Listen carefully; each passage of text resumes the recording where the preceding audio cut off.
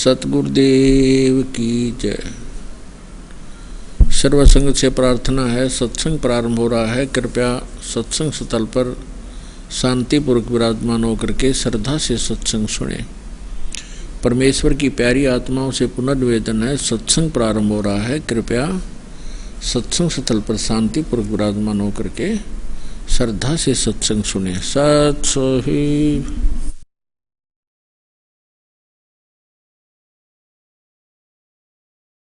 गुरुदेव की जय। बंदी छोड़ कबीर परमेश्वर जी की जय। बंदी छोड़ गरीबदास जी महाराज जी की जय। स्वामी राम देवानंद जी गुरु महाराज जी की जय हो।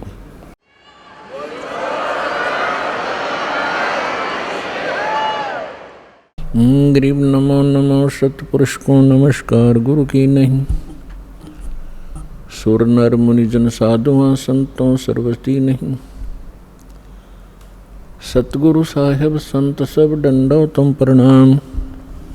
आगे पीछे मध्य हुए तिनको जा कुर्बान। नराकार निर्विषम काल जाल वैभंजनम निर्लेपम निज निर्गुणम। अकल अनुबेशुंदुनम सोहम सुरति समापितम सकल समाना निरतल। उज्ज्वल हिरंबर हरदम अम्बे परवाथा है वार पार निमज्जतम। गरीब जो सुमर सिद्ध होई गणनायक गलता न। करो अनुग्रह सोई पारस पद परवाना। आदि गणेश मनाऊं गणनायक देवन देवा। चरण कमल लो लाऊं आदंत करूं सेवा। परम शक्ति संगीतम रिद्धि सिद्धि दाता सोई। अवगत गुण अतीतम सत्य पुरुष निर्मोही। जगदम्बा जगदीशम मंगल रूप मुरारी। तन मन अर्पों शीशम भक्ति मुक्ति भंडारी। सुर नर मुनि जन ध्यावे ब्रह्मा विष्णु महेशा। शेष सहस मुख गावे पूजय आद गणेशा। इंद्र कुबेर सरीखा वरुण धर्म राय ध्यावे। समर्थ जीवन जी का मन इच्छा फल पावे। 33 कोटि आधारा ध्यावे से 88।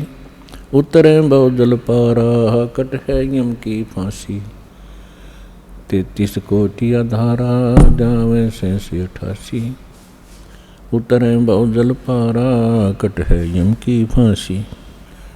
कर जोरों विनती करूं धरूं चरण पर शीश। गुरु जी राम देवानंद जी महाराज ने दियो नाम बख्शीश।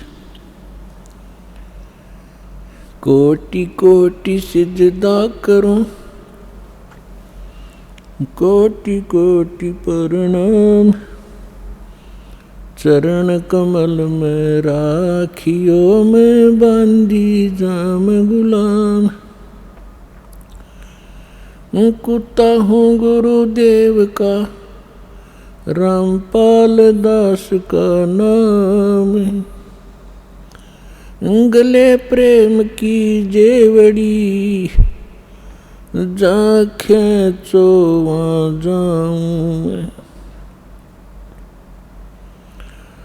तो करो तो हो बावड़ू। दूर दूर करो तो जाऊँ। जो राखो त्यों ही रहूँ। जो देव सो खाऊँ।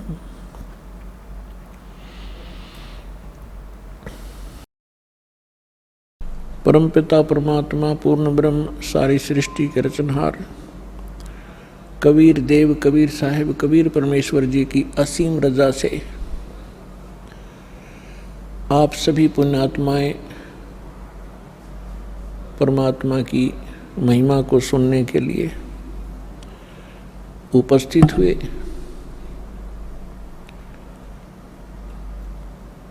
आपके पुण्य संस्कार आपके पूर्व जन्म के शुभ कर्म बहुत ही अधिक हैं, अत्यधिक हैं, तभी आपको परमात्मा की शरण मिली है। और ऐसे समय में आपका मानव शरीर है। ऐसे समय में परमात्मा ने यह समय पहले निर्धारित कर दिया था कि जिस समय 5500 वर्ष कलयुग बीत जाएगा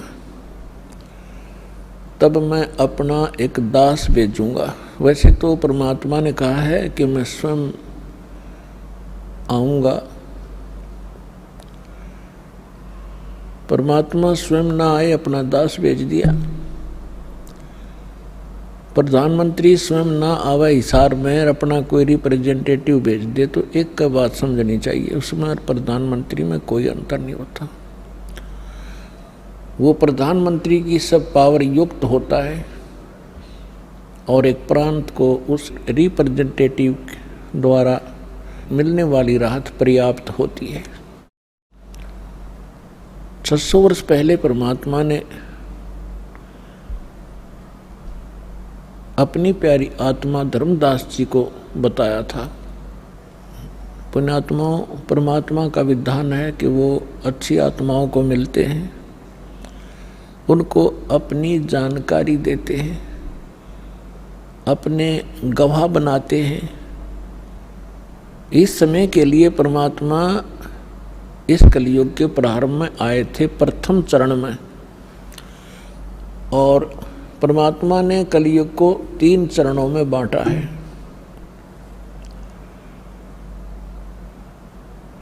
एक तो प्रथम चरण जब परमात्मा सन 1398 से सन 1518 तक 120 वर्ष तक एक सिंपल मैन, सिंपल सिटीजन, आम नागरिक, साधारण नागरिक जैसा जीवन जी के उन्होंने हमारे लिए एक उदाहरण छोड़ा कि भक्तों, ये मेरी प्यारी आत्माओं, यदि आपने यहाँ से पीछा छुटवाना है तो यहाँ की सब बकवादों को सीमित कर देना, नहीं तो ये काल के, ये माया के चोज आपने असंख्यों बार किए हैं और ये आपको यहीं रख लेते हैं। और एक ये भी सिद्ध करना चाहा था परमात्मा ने कि ये ना समझना कि उस समय ब्राह्मण वर्ण जो था वो केवल भक्ति और ज्ञान प्रचार का अधिकारी माना जाता था, और हम यही मानते थे कि ब्राह्मण लोग ही भक्ति करते हैं, इन्हीं का अधिकार है, यही मोक्ष प्राप्त कर सकते हैं। तो परमात्मा ने सिद्ध किया था कि उस समय छुआछूत बहुत ज़्यादा थी और जुलाहा जाति को बहुत ही हेय माना जाता था। शूद्र वर्ण में गिने जाते थे।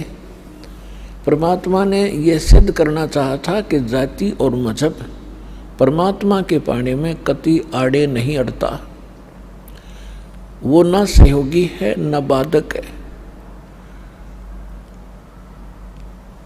पूर्ण संत प्राप्त हो, सच्ची श्रद्धा से जो सत साधना करेगा, चाहे वो किसी वर्ण में जन्मा हो, अमीर हो या गरीब हो, निर्धन हो, सभी परमात्मा प्राप्ति कर सकते हैं और परमात्मा सबको सामान्य लाभ देगा।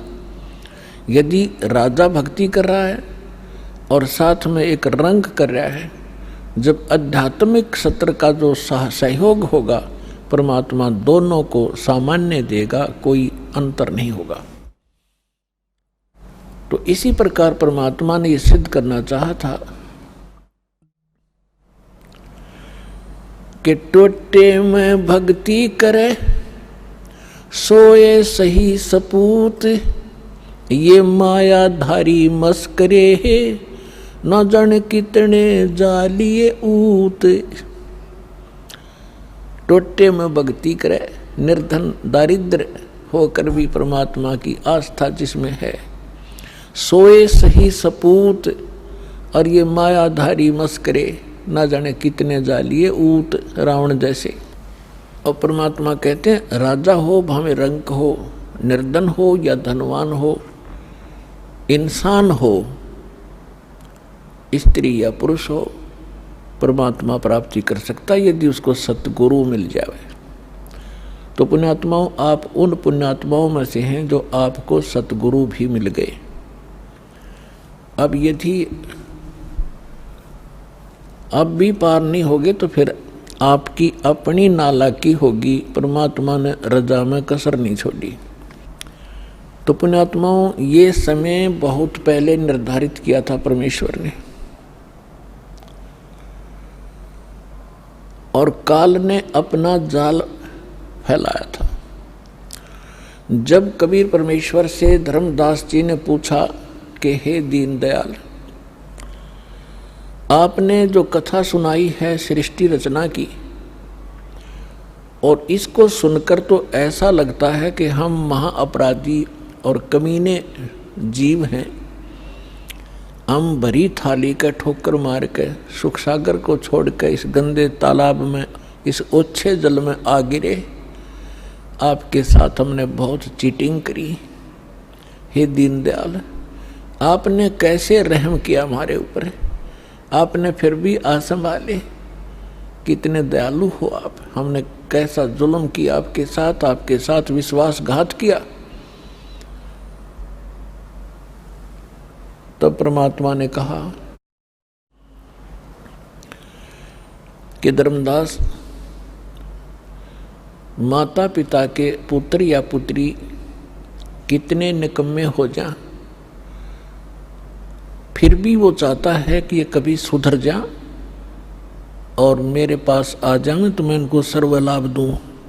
अब ये सभी मेरी आत्मा है, मेरे से उत्पन्न है, मेरे शरीर से निकली है। परमात्मा ने अपने वचन से सभी की उत्पत्ति की है। अब हम परमात्मा के पेट से बाहर आए हैं, और जो भी माता अपने बच्चे को, बेटा या बेटी को जन्म देती है, उसको कितने प्यारे होते हैं।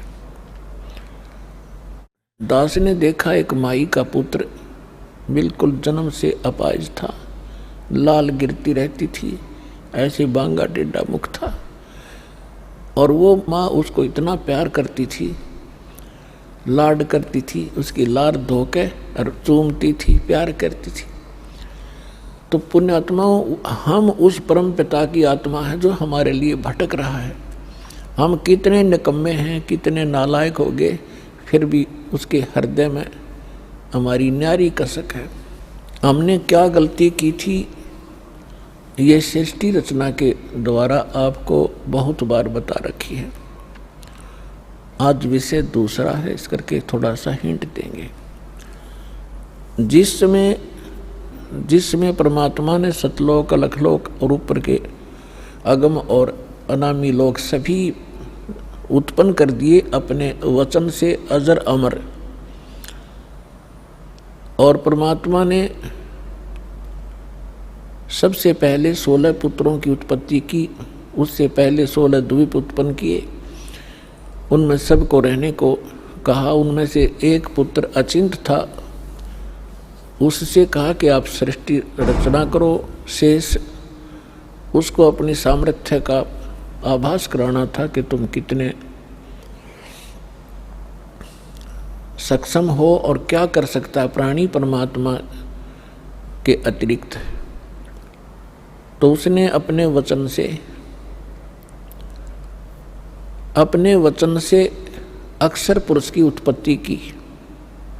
श्रीमद् भगवद गीता अध्याय नंबर 15 के श्लोक नंबर 16 और 17 में 3 पुरुष हैं, सरपुरुष, अक्षर पुरुष और उत्तम पुरुष है तो अन्य। उसको परम अक्षर पुरुष यानी परम अक्षर ब्रह्म कहते हैं, जो श्रीमद् भगवद गीता अध्याय नंबर 7 के श्लोक 29 में गीता ज्ञानदाता कहता है कि अर्जुन, जो व्यक्ति जरा और मरण से छूटने के लिए ही प्रयत्नशील हैं, उससे मोक्ष पाना चाहते हैं वृद्धावस्था से और मृत्यु से, वो उस तत्परम से परिचित हैं, संपूर्ण अध्यात्म ज्ञान से परिचित हैं और सब कर्मों से वो वेल नोन है। वही लोग यहाँ से निकलने की, मृत्यु से और जरा यानी बुढ़ापे के दुख से छूटने का प्रयत्न करते हैं, तो वो उस तत्ब्रह्म से परिचित होते हैं। अर्जुन ने 8वें अध्याय के प्रथम मंत्र में पूछा कि वो तत्ब्रह्म क्या है। गीता ज्ञानदाता ने 8वें अध्याय के 3रे श्लोक में कहा कि वो परम अक्षर ब्रह्म है। यानी गीता ज्ञानदाता से अन्य है वो समर्थ शक्ति। तो 15वें अध्याय के गीता जी के 16 और 17 श्लोक में 3 पुरुष हैं, सरपुरुष, अक्षर पुरुष, और 17वें श्लोक में कहा कि उत्तम पुरुष है तू अन्य है। इन दोनों से, सरपुरुष और अक्षर पुरुष से वो श्रेष्ठ परमात्मा, उत्तम पुरुष, पुरुषोत्तम तो कोई और है, और वही तीनों लोकों में प्रवेश करके सबका धारण पोषण करता है। वो वास्तव में अविनाशी परमेश्वर है। तो अचिंत ने अक्षर पुरुष की उत्पत्ति की, और अक्षर पुरुष वहाँ एक सरोवर है, मान सरोवर, अमृत से भरा हुआ, उसमें जाके सो गया, गहरा चला गया। वहाँ श्वासों से जीवन नहीं है। काफ़ी समय तक वो बाहर नहीं आया। आपको थोड़ी सी सृष्टि रचना का हिंट देकर आज का जो विषय है वो फिर चलेगा। अचिंत ने देखा अक्षर पुरुष सरोवर के अंदर गहरी निद्रा में सो रहा है, और अक्षर पुरुष के बिना अचिंत सृष्टि नहीं कर सकता। तब उसने अर्ज की कि अक्षर पुरुष निद्रा में है, प्रभु मैं कुछ नहीं कर पा रहा हूँ। तब परमात्मा ने कहा कि बेटा तुम कर भी नहीं सकते, ये तुम्हारे को थोड़ा सा एक झटका दिया है, कहीं तुम बीच में टांग अड़ा लेते। परमात्मा ने ये सिद्ध कर दिया कि समर्थ का काम समर्थ ही कर सकता है, और दूसरा कोशिश करेगा तो वो मार ही खाएगा। तब परमेश्वर ने उसी सरोवर से थोड़ा सा जल अपनी आचमन में लिया, अपनी शब्द से उसको अंडा बना दिया। अंडे में अपने वचन से अपने ही अंदर से एक आत्मा उसमें प्रवेश कर दी। उस अंडे को बहुत बड़ा आकार का अंडा बना दिया, उसको उसमें छोड़ दिया। सरोवर में गड़गड़ गड़गड़ करता हुआ वो नीचे गया। तो उसकी गड़गड़ाहट सुनकर अक्षर पुरुष की निद्रा खुल गई। और किसी को कच्ची निद्रा से जगा दिया जाए तो उसमें थोड़ा सा क्रोध होता है। उसने क्रोधवश उसको देखा कि किसने मेरी निद्रा भंग कर दी, तो वो कोप उस अंडे पर टकराया, उससे अंडा फूट गया। उसमें से ये सरपुरुष निकला, सरपुरुष। अब इस अध्यात्म ज्ञान को सुनने के लिए यह सृष्टि रचना एक मास्टर की समझ लेना। और जब तक आप इस सृष्टि रचना से परिचित नहीं होगे तब तक आप अध्यात्म का कोई सिर पैर नहीं समझ सकते। प्रथम बार कोई सुनेगा उसको ऐसा लगेगा जैसे दंत कथा बनावटी कहानी है। वो अंडा फट जाने से उसमें से सरपुरुष निकला, ज्योति निरंजन, जिसको काल भी कहा जाता है, जो 21 ब्रह्मांड का स्वामी है। तब परमेश्वर ने कहा कि तुम दोनों बाहर आओ। वो दोनों बाहर आ गए। उनसे कहा कि जाइए आप अचिंत के द्वीप में रहो। एक स्थान तीनों को दे दिया, अचिंत, सरपुरुष और अक्षर पुरुष। उसके पश्चात परमेश्वर ने स्वयं शेष रचनाएं की और हम सभी आत्माओं को अपने वचन से उत्पन्न कर दिया। असंख्य जितने भी यहाँ चींटी, मच्छर, मक्खी, सूक्ष्म जीव जो दिखते भी नहीं, दूरबीन से देखे जा सकते हैं, हाथी, देवता, ये सभी प्राणी परमात्मा ने अपनी वचन से उत्पन्न करके, ये सभी आत्माएं ऊपर रहा करती थी। हम सभी की वहाँ सृष्टि थी, परिवार था, और बहुत सुंदर महल, बड़े बड़े बगीचे, प्रत्येक के महल के आसपास बहुत सुंदर आगे पार्क हैं, फल फ्रूट वहाँ पर लद पद रहते हैं, मेवा लदपद रहती है, सदा बाहर वृक्ष हैं, सदा बाहर बाग बगीचे हैं। तब परमात्मा ने हम सबको उत्पन्न किया, हम अलग अलग रहने लगे और हमारा वहाँ पर एक परिवार बन गया। जैसे आपका यहाँ परिवार बन गया, ऐसे वहाँ भी आपका ऐसे सुंदर परिवार था। प्यार से रहते थे, कोई तकलीफ नहीं, किसी वस्तु का अभाव नहीं, कोई काम नहीं। तो फिर कुछ समय के उपरांत काफी समय बीत गया था, तो इस ज्योत निरंजन सरपुरुष के मन में एक खुरापात उत्पन्न हुआ। इसने सोचा हम तीन तो एक स्थान पर एक ही प्लाट में रह रहे हैं, द्वीप में, और शेष मेरे भाई अब अलग अलग द्वीपों में रह रहे हैं, तो मैं अलग से द्वीप प्राप्त करूंगा। इसने अलग से स्थान प्राप्ति के लिए तप शुरू किया, एक पैर पे खड़ा होकर। एक पैर पे खड़ा होकर के इसने तप किया, कभी उस पैर को रख ले, कभी उसको। और हम फिर इसके जाल में कैसे फंसे? हम इस ज्योत स्वरूपी निरंजन को देखने लगे और इसके इस ड्रामे को, इस एक्टिंग को, इस तपस्या को हम देखकर प्रभावित हो गए और ये सोचने लगे बड़ा कमाल कर दिया इसने, एक पैर पर खड़ा है, ओहो कितने युग बीत गए, कितना समय बीत गया। तो ये समझ, आज हमारे अंदर भी एक ऐसी प्रेरणा, ये धारणा या कमजोरी आज भी विद्यमान है। जैसे कोई एक्टर, कोई हीरो या हीरोइन, अभिनेता अभिनेत्री, आप उसको देखते हैं, फिल्म वगैरह देखते हैं उनकी, तो उनसे इतने प्रभावित हो जाते हैं ये जवान नौजवान बच्चे, लड़के या लड़कियां, और वो कभी यहाँ आजा बरवाला में या हिसार में, तो ये नादान बालक है, उसको देखने के लिए वहाँ कई हजारों की संख्या में इकट्ठे हो जाएंगे और वो अपनी रोजी रोटी के लिए चटक मटक करते हैं और ये फजूल में मुफ्त में डले ढोने के लिए उसको देखने जाते हैं। उन पर इतने आसक्त हो जाते हैं और उनको अपना फेवरेट हीरो और हीरोइन बोलते हैं। बताओ, उनसे लेना एक न देने दो, वो उनको बता टिंडे देंगे, वह अपने लिए नाचें कूदें बकवाद करें, दो पैसे इकट्ठे करने की खातिर, और ये मुंह बाएं देखें जहाँ उसकी खातिर वो खड़ी इतने किलोमीटर पर। तो ये कमजोरी हमारे वहाँ हुई थी। हमें सारी सुविधा वहाँ प्राप्त थी, हमारा समर्थ भगवान हमारे को सब सुविधाएं दे रहा था, और उस सुविधाओं को भूलकर, परमात्मा के एहसान को भूलकर हम इस नीच को देखने लगे, इस काल को। हम इस पर आसक्त हो गए, जैसे ये बच्चे हो जाते हैं एक्टर्स पर। परमात्मा ने बहुत बार आकाशवाणी की कि बच्चों, इसके इस ड्रामे न मत देखो, मस्त रहो तुम। हम ऊपर से सावधान हो गए, जैसे हम बिल्कुल नहीं चाहते, पर अंदर कसक बहुत ज्यादा बन गई। वो तो अंतर्यामी है, हमारी सारी बात जानते थे कि अब ये गए काम तय।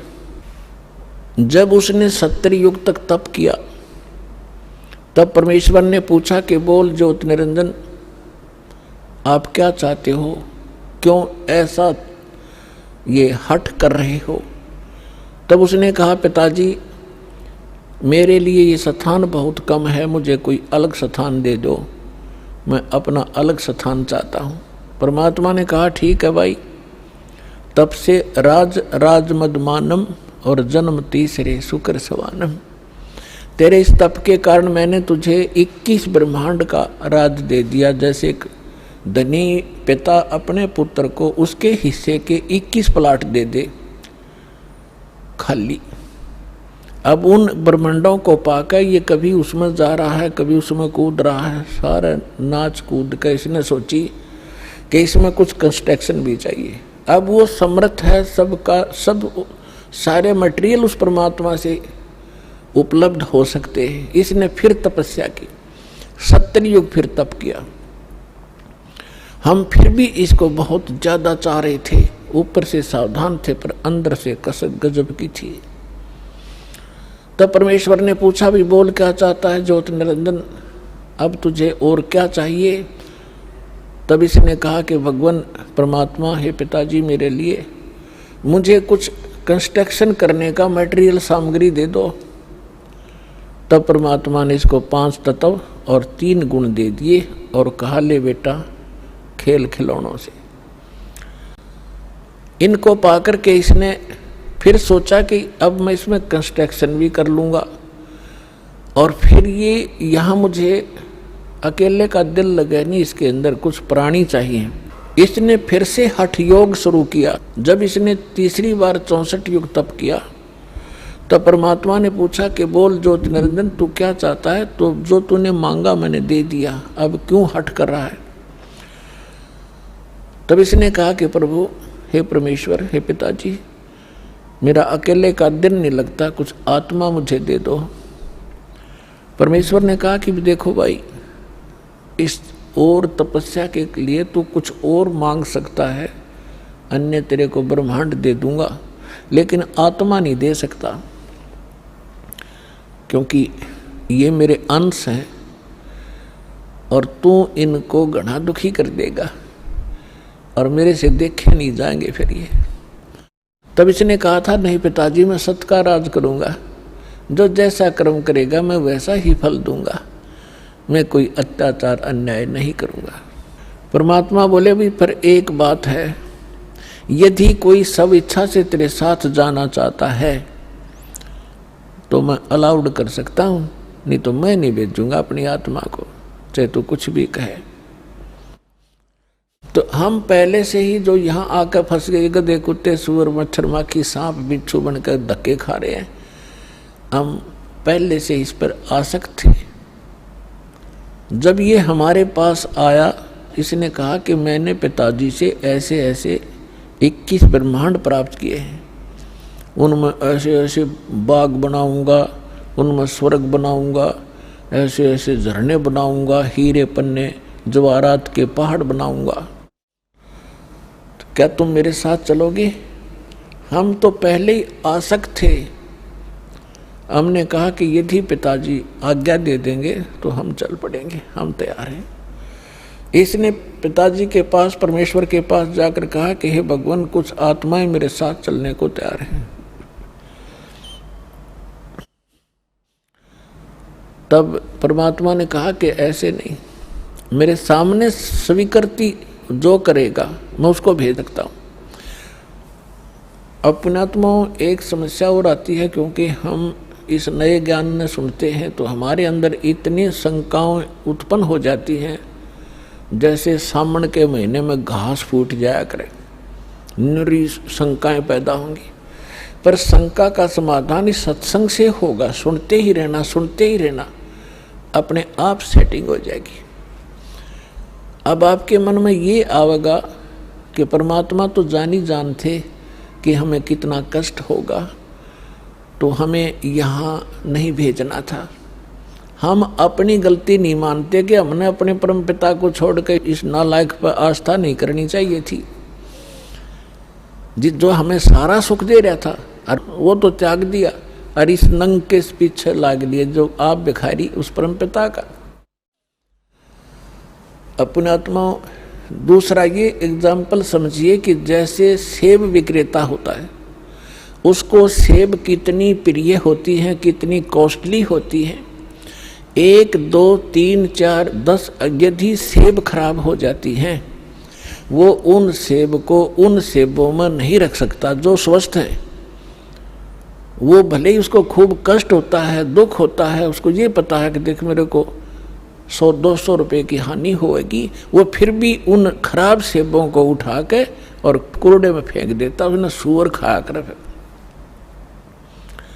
भले उसकी आत्मा दुखती है कि मुझे कितनी हानि होगी, लेकिन रख नहीं सकता कि ये और भी डूब देंगी। तो हम खराब सेब हो गए थे और परमात्मा ने हमारे को वहाँ से फेंकना अनिवार्य समझा था। ये एक और एग्जाम्पल आपको बता जा रहा है। अब परमात्मा ने हमारे से आकर पूछा कि बोलो भाई कौन जाना चाहता है इसके साथ। तो हम अपने पिता के सामने बोल नहीं सके, शर्मिंदा हो गए, लज्जित हो गए, नीची गर्दन कर ली, क्योंकि वो पहले ही कहा करते थे कि इस पर आसक्त ना होना। वो सन्नाटा छा गया, साइलेंट हो गया, सब कुछ शांत हो गए। तब परमेश्वर ने कहा कि क्यों भाई ज्योति निरंजन, ये तो कोई नहीं बोल रहा, तू कह रहा था मेरे साथ जाना चाहते हैं। उसी समय एक आत्मा खड़ा हुआ और उसने खड़ा होकर के कहा कि पिताजी मैं इसके साथ जाना चाहता हूं। अब बाकी हमने सोचा कि यू एकला एक वहां सारी लूट लेगा और हम रह गए पाछे, तो हम भी फिर खड़े हो गए, दोनों हाथ ऊपर न कर लिए। सारे के सारे जितने असंख्यों अनगिन जीव यहां आ फंसे। तब परमात्मा ने कहा ठीक है भाई, जो जिसने हृदय से स्वीकृति इसकी की है उसको मैं इसके साथ भेज दूंगा, लेकिन आप जाइए अपने ब्रह्मंडों में, मैं इनको वहां भेजने का तरीका दूसरा अपनाऊंगा। तो परमात्मा ने क्या किया कि जिस आत्मा ने सबसे पहले स्वीकृति दी थी उसका एक युवा लड़की बना दिया अपने वचन से, और उसके अंदर हम सभी प्राणियों को सूक्ष्म रूप बनाया और सूक्ष्म बना दिया हमारा स्वरूप, और सभी को अपने वचन से उस लड़की के शरीर में प्रवेश कर दिया। अपनात्माओं, अब वैज्ञानिक तरीके से आप अच्छी तरह समझ सकते हो कि हमारे ब्लड के अंदर कितने जीवाणु हैं। 1 ग्राम ब्लड के अंदर 40-40 लाख जीवाणु, ये डॉक्टर लोग बताते हैं कि इतने बैक्टीरिया हैं, इतने फलाने हैं। तो इसको समझने में कति देर नहीं लगेगी। तो इसी प्रकार परमात्मा ने उस लड़की के शरीर में हम सभी को सूक्ष्म बनाकर प्रवेश कर दिया। अब वो लड़की कौन है? ये अष्टंगी है, दुर्गा है, और हम सभी उसमें प्रवेश कर दिए। अपने पुत्र सहजदास को जो परमात्मा ने सबसे पहले 16 वचन से उत्पन्न किए थे, उनको ही वो विशेष वहाँ की व्यवस्था के लिए प्रयोग करते हैं। तो सहजदास को कहा कि जा इस अपनी बहन को ले जा और इस ज्योति निरंजन के पास उसके ब्रह्मंडों में छोड़िया, और उसको बता देना कि मैंने इस लड़की को, बेटी को एक वचन पावर दे दी है, जितने जीव वो कहेगा या उत्पन्न कर देगी वचन से, और जितनी आत्माओं ने तुम्हारे साथ जाना चाहा था इसके शरीर में प्रवेश है। सहजदास ने जाके सब कथा सुना दी और लड़की को छोड़कर वापस आ गया। अब इस ज्योति निरंजन ने, अब ज्योति निरंजन के मन में ये दोष आया, अकेली युवा लड़की को देखकर इसने यह एक और भयंकर गलती कर दी। ये विषय वासना वश होकर लड़की के साथ दुराचार करने की चेष्टा करने लगा। तब लड़की ने कहा कि ज्योति निरंजन, देखो आप पिता के वचन से उत्पन्न हुए अंडे से, आप मेरे बड़े भाई हो, उसके बाद हमारी उत्पत्ति उसी परमेश्वर ने की है। मैं आपकी बहन और आप मेरे बड़े भाई, ये दुष्कर्म ना करें। मेरे को परमात्मा ने वचन दिया है, वचन शक्ति दे रखी है, जितने जीव आप कहोगे नर और मादा मैं वचन से उत्पन्न कर दूंगी। लेकिन उसने एक नहीं सुनी, और उसी समय उसने उस लड़की को, परमात्मा ने एक और रजा बख्शी थी कि उस लड़की को प्रजनन इंद्री नहीं लगाई थी, बाकी शेष सब फीचर्स जो थे वो सब लड़की वाले थे। तो उसने अपनी नख रेखा से, नाखूनों से प्रजनन इंद्री बना ली। अब लड़की ने देखा कि जुल्म करेगा, मेरी इज्जत लूटेगा, तो उसने एकदम सूक्ष्म रूप बनाया और वो जो ही उसके साथ दुराचार करने की स्थिति में हुआ, मुंह खोला बकवाद के लिए, उसके मुख के माध्यम से पेट में चली गई।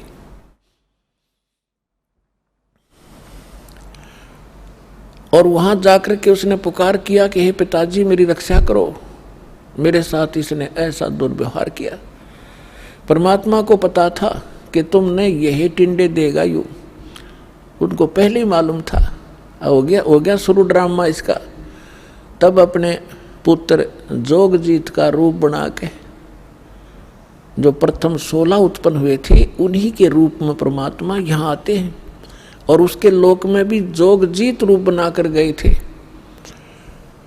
और वहाँ प्रकट होकर के कहा कि ज्योति निरंजन सुन दे अब वचन परमात्मा का, तूने एक महान दोष कर दिया इस सच्चे लोक में, और ऐसे सच्चे लोक में ऐसे जुल्म करने वाले को ये दंड लगता है, ये दोष लगता है, अपराध लगता है, उसको एक रोग लगता है। आज से तेरा नाम काल होगा। लड़की को तूने बदतमीजी से दुखी किया और तेरे पेट में ये चलेगी, तूने इसको निगल लिया और 1 लाख मानव शरीरधारी प्राणी तू डेली खाया करेगा और 1.25 लाख उत्पन्न किया करेगा। उसके पेट को चाक किया परमात्मा ने अपने नाखून से, लड़की को बाहर निकाल दिया और कहा कि आज से तुम यहाँ नहीं रहोगे, इन 21 ब्रह्मांड को लेकर तुम दोनों यहाँ से चले जाओ मेरी आंखों के सामने से। अब ज्योति निरंजन ने बहुत फिर बाद में अपनी गलती का आभास भी हुआ और कहा भाई मुझे माफ़ कर दे, पिता से मुझे क्षमा करवा दे। वो अपना भाई समझ रहे थे, जोगजीत समझ रहे थे वो स्वयं परमात्मा। तब परमेश्वर ने कहा कि बस और फालतू बात मत करे और यहाँ से अति शीघ्र निकल जा। इतना ही कहा था, उसके 21 ब्रह्मांड विमान की तरह खिसक चले पड़े बहुत ही गति से, और सतलोक से 16 शंख कोश की दूरी पर आकर परमात्मा के विधान अनुसार ये यहाँ चक्कर लगाने लगे। 16 शंख कोश की दूरी पर सतलोक से ये हम यहाँ बैठे हैं। नील पद्म शंख, जैसे हम गिनते हैं ना 1000, 10,000, लाख, करोड़, 10 करोड़, अरब, 10 अरब, खरब, 10 खरब नील, 10 नील पद्म, 10 पद्म फिर शंख। तो ऐसे 16 शंख कोश, एक कोश के अंदर लगभग 1.5 मील होता है और 1 मील में लगभग 1.5 किलोमीटर होता है, यानी लगभग 3-3.25 किलोमीटर एक कोश में होते हैं। तो 48 शंख किलोमीटर की दूरी पर हम सतलोक से यहाँ आ गए, ये काल और ये दुर्गा। अब यहाँ करके इसने फिर वह बकवाद शुरू करी। लड़की ने फिर कहा कि ज्योति निरंजन देख, जुल्म ना करे, पहले तो मैं तेरी बहन, तू मेरा बड़ा भाई, फिर मैं तेरे पेट से बाहर आई, तेरी बेटी होगी, और ये दोनों नाते पवित्र होते हैं, तो जुल्म ना करे। पर इसने एक नहीं सुनी और दुर्गा के साथ पति पत्नी व्यवहार किया और 3 पुत्र उत्पन्न किए। 3 पुत्र अष्टंगी जाए, ब्रह्मा विष्णु शिव नाम धराए। अपन आत्माओं यहाँ थोड़ा सा हिंट देंगे, क्योंकि आज का विषय एक बहुत ही अपने स्तर का होगा। क्योंकि एक तो ये सिद्ध करना अनिवार्य है कि हम जिसकी शरण ग्रहण किए हुए हैं वास्तव में यो परमात्मा है कि नहीं। तो ये परमात्मा अपने द्वारा रची हुई सृष्टि को स्वयं ही ठीक ठीक बताता है। और उस परमेश्वर ने अपनी रचना को, अपनी सृष्टि रचना को आप ही आके बताया है। आज तक ब्रह्मा विष्णु महेश की कोई उत्पत्ति कहने वाला आदमी नहीं था। ऋषि वह ऋषि, चाहे कोई कितना विद्वान पाक रहा था। फिर क्या हुआ, अब थोड़ा सा ये मौखिक बता के फिर आपको शास्त्रों में दिखाऊंगा, तब आपका विश्वास दृढ़ होगा।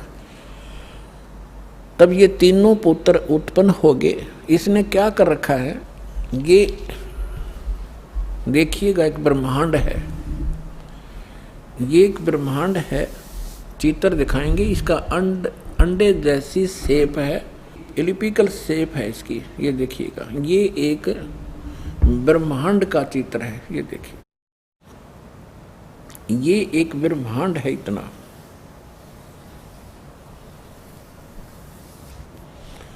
और इसमें क्या क्या स्थिति है देखिएगा।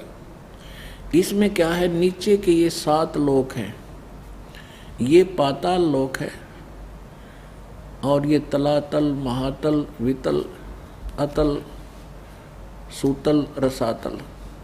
ये पाताल लोक, ये पृथ्वी लोक, और ये शिव का लोक, ब्रह्मा जी का लोक, विष्णु जी का लोक, ये कोमन स्वर्ग और नरक, और ये इंद्र का लोक, स्वर्ग के राजा का लोक, ये धर्मराय का लोक जो न्यायाधीश है, ये मानसरोवर है, ये शपथपुरी सप्तऋषियों का अलग से नगरियां हैं, ये एक एक द्वीप है।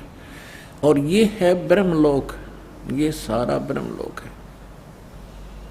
इस ब्रह्मांड के अंदर ही ये ब्रह्मलोक है। और इस ब्रह्मलोक के अंदर इस काल ने एक और जाल फैला रखा है। एक ये तो महा इंद्र का द्वीप है, ये ब्रह्मलोक है जिसको महास्वर्ग कहते हैं। ये नकली सतलोक, नकली अलखलोक, नकली अगम और नकली अनामी लोक की रचना इस काल ने धोखा देने के लिए, जीवों को ये धोखा देने के लिए करवा रखी है। और ये दुर्गा का लोक है अलग से, ये समुद्र है शेष सारा, ये सब समुद्र है चारों तरफ, ये सारा समुद्र है। और यहाँ एक अलग से इसने गुप्त स्थान बना रखा काल ने, यहाँ कोई नहीं जा सकता इस काल की इच्छा बगैर। यहाँ इसने 3 स्थान बना रखे हैं, एक रजोगुण प्रधान क्षेत्र, एक सतोगुण प्रधान क्षेत्र, एक ये तमोगुण प्रधान क्षेत्र। अब जैसे पुण्यात्माओं, जैसे किसी कक्ष में, किसी मकान में, बिल्डिंग में, हाउस में 3 कक्ष हों और एक कक्ष में लगे हों ये अश्लील चित्र, और दूसरे में लगे हों साधु संत फकीरों के, महापुरुषों के, भक्तों के चित्र, और तीसरे में लगे हों शहीदों के, सूरवीरों के चित्र। तो जब व्यक्ति उन अश्लील चित्रों वाले कक्ष में प्रवेश करेगा, उनकी देखकर उन बकवादों को मन में उसी प्रकार के भाव नेचुरली रहेंगे, चाहे वो 2 घंटे रहे, चाहे 3 घंटे रहे, उनमें दृष्टि पड़ी ना और मन में वो दोष उत्पन्न हो गए, तो उस समय वो रजोगुण युक्त रहेगा। और जब सतोगुण प्रधान स्थान पर जाएंगे, जहाँ साधु संत फकीरों के, महापुरुषों के चित्र लगे हों, उनकी हिस्ट्री लिखी हो, तो वहाँ जाकर के उसमें अपने आप एक साधु जैसा स्वभाव बन जाता है। और तीसरे जहाँ सूरवीरों के, शहीदों के फोटो लगे हों, तो उनकी कथाओं से, उनके बलिदान को देखकर वैसा ही स्वभाव बन जाता है। इस काल ने ये जाल फैला रखे। ये परमात्मा कबीर जी ने आके हमें बताया। अब भगवान बनाइया इसकी जड़ ने कौन खोदे, ऐसा जाल फैला रखा है ब्रह्मा विष्णु में। इसको पता नहीं हमारा पिता कौन है, और उस परम पिता ने आके इसकी एक एक दाना दाना गिनवा दिया। तो इसने क्या कर रखा है कि जैसे ही बाप ने देखा, ये देखिएगा इस स्थान पर ये 3 ऐसे लंबे चौड़े क्षेत्र हैं। ये वैसे दिखा रखे आपको, ये बहुत हजारों किलोमीटर, हजारों कोस का क्षेत्र है। इस क्षेत्र में ये रजोगुण प्रधान क्षेत्र है। तो ये क्या करता है, इसमें स्वयं ये ब्रह्मा का रूप बना लेता अपने पुत्र, जैसे ये ऐसा रूप, और अपनी पत्नी दुर्गा को रखता है सावित्री रूप में। इन दोनों के योग से, पति पत्नी व्यवहार से जो पुत्र उत्पन्न होता है वो ऐसी शकल का और इसी विचारों का बन जाता है। ये तब तक इसी में रहते हैं जब तक इसका जन्म ना हो ले, और फिर उसको वहीं परवरिश के लिए रख देते हैं, कोमा में रखते हैं। जब तक ये युवा नहीं हो जाते तो ये कोमा में रखते हैं और वैसे उनकी परवरिश जारी रखते हैं। उसके बाद फिर ये यहाँ आ जाते हैं सतोगुण प्रधान क्षेत्र में। यहाँ ये विष्णु रूप बना लेता है और अपनी पत्नी दुर्गा को ये लक्ष्मी रूप बना लेता है।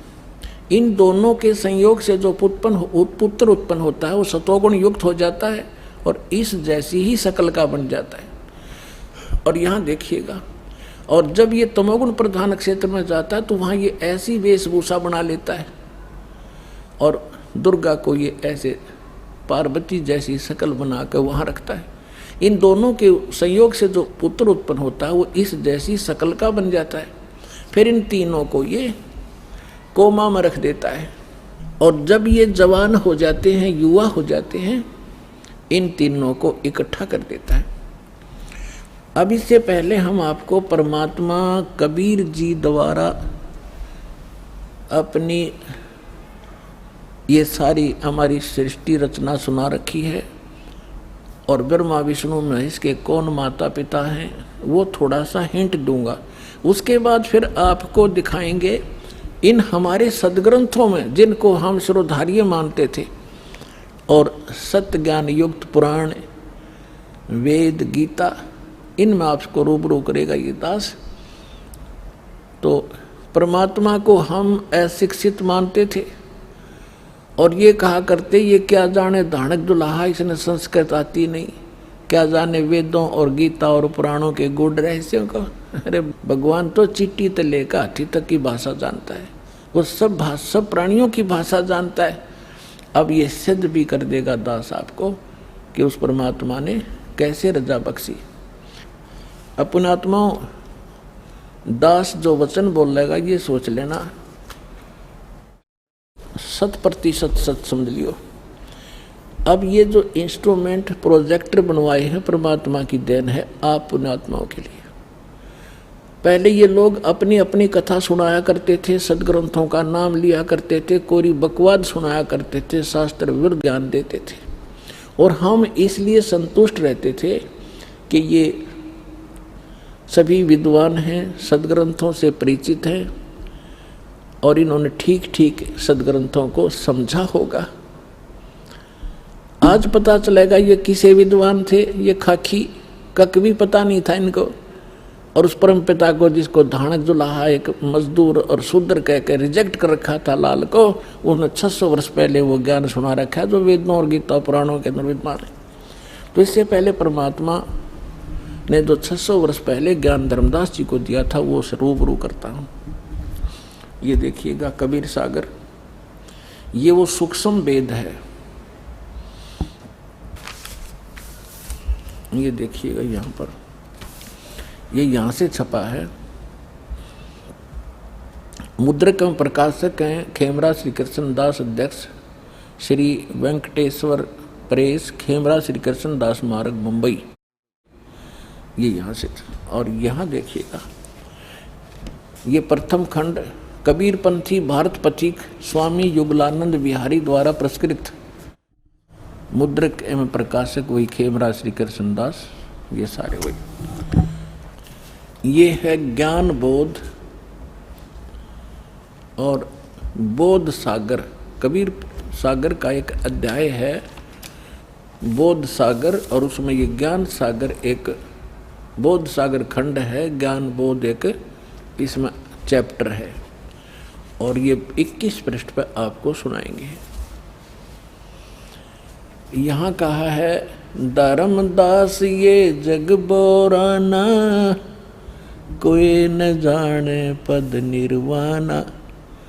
परमात्मा धर्मदास जी से कह रहे थे कि धर्मदास इस मोक्ष मार्ग को से कोई परिचित नहीं है और ना ब्रह्मा विष्णु महेश की सतिथि से परिचित हैं, ये सारा विश्व भ्रमित है, ये सब यथार्थ ज्ञान से परिचित नहीं है, इसलिए मैं तेरे को ये कथा सुनाई है। देखिएगा, धर्मदास ये जग बोराना, कोई न जाने पद निर्वाण। निर्वाण माने मोक्ष मार्ग, पद माने मार्ग। यही कारण मैं कथा पसारा, जग से कहिए वो राम नियारा। ये गलती से मिसप्रिंट है। यही ज्ञान जग जीव सुनावो, सब जीवों का भरम नसावो। अब मैं तुमसे कहूँ चताई, तेरे देवन की उत्पत्ति बाई। होय होय, इन तीनों देवताओं का उत्पत्ति बताता हूँ तेरे को, जिनको तुम अजर अमर माना करते थे।